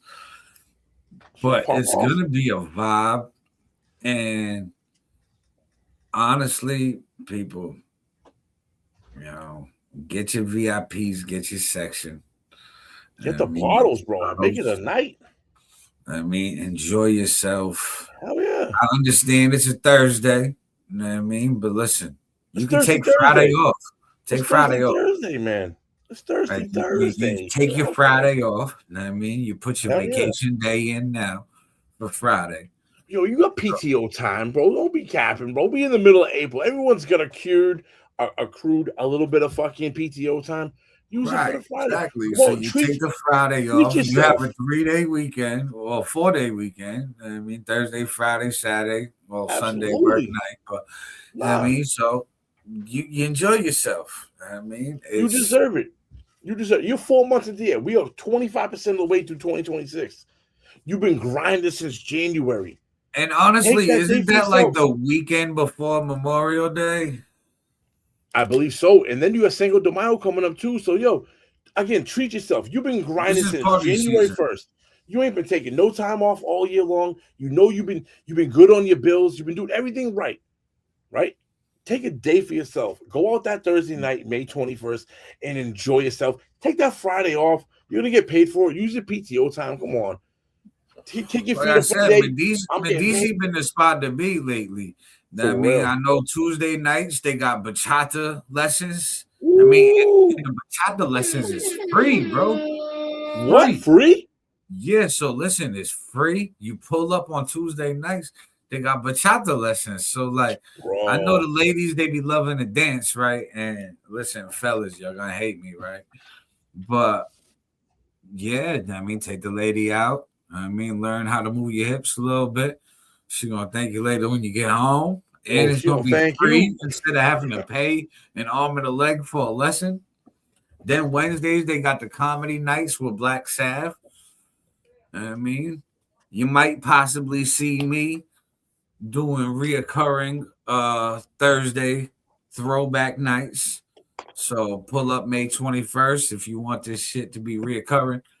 And then, you know what I mean, Friday and Saturday, they be doing their thing. Yo, they on a comedy night Wednesday night? Yeah. Laugh on Wednesdays. Well, that's dope. So all you inspiring comics, I know the comedy scene, the comedy sphere is blowing up right now. Mm-hmm. Bro, if you need a spot to go, hit up Aaron All Niter. He'll get you in contact with someone for that Wednesday night slot. Yeah, because Black Sav be doing that, and shout out him. He's doing his thing. But, guys, pull up. It's enough talk. We talked enough today. We got a lot to chop up on this. 3 hours in tonight, baby. Let's go. We got some clips on this one. Yeah, we do. And well, it'll be on all platforms, too. The clips will be on TikTok. You'll see clips on Instagram, YouTube Shorts, X, Facebook, Threads, all of that shit. All of them. So follow us everywhere. It's your boy FiF, Aaron All Niter, all platforms for the music, social media, all of that shit. You know it. I mean, but I know FiF got some projects in the works. I got the project at midnight. Dropping tonight. 3 hours. 3 hours. Oh man. Time. Your boy Aaron All Niter. It's your boy FiF. Peace.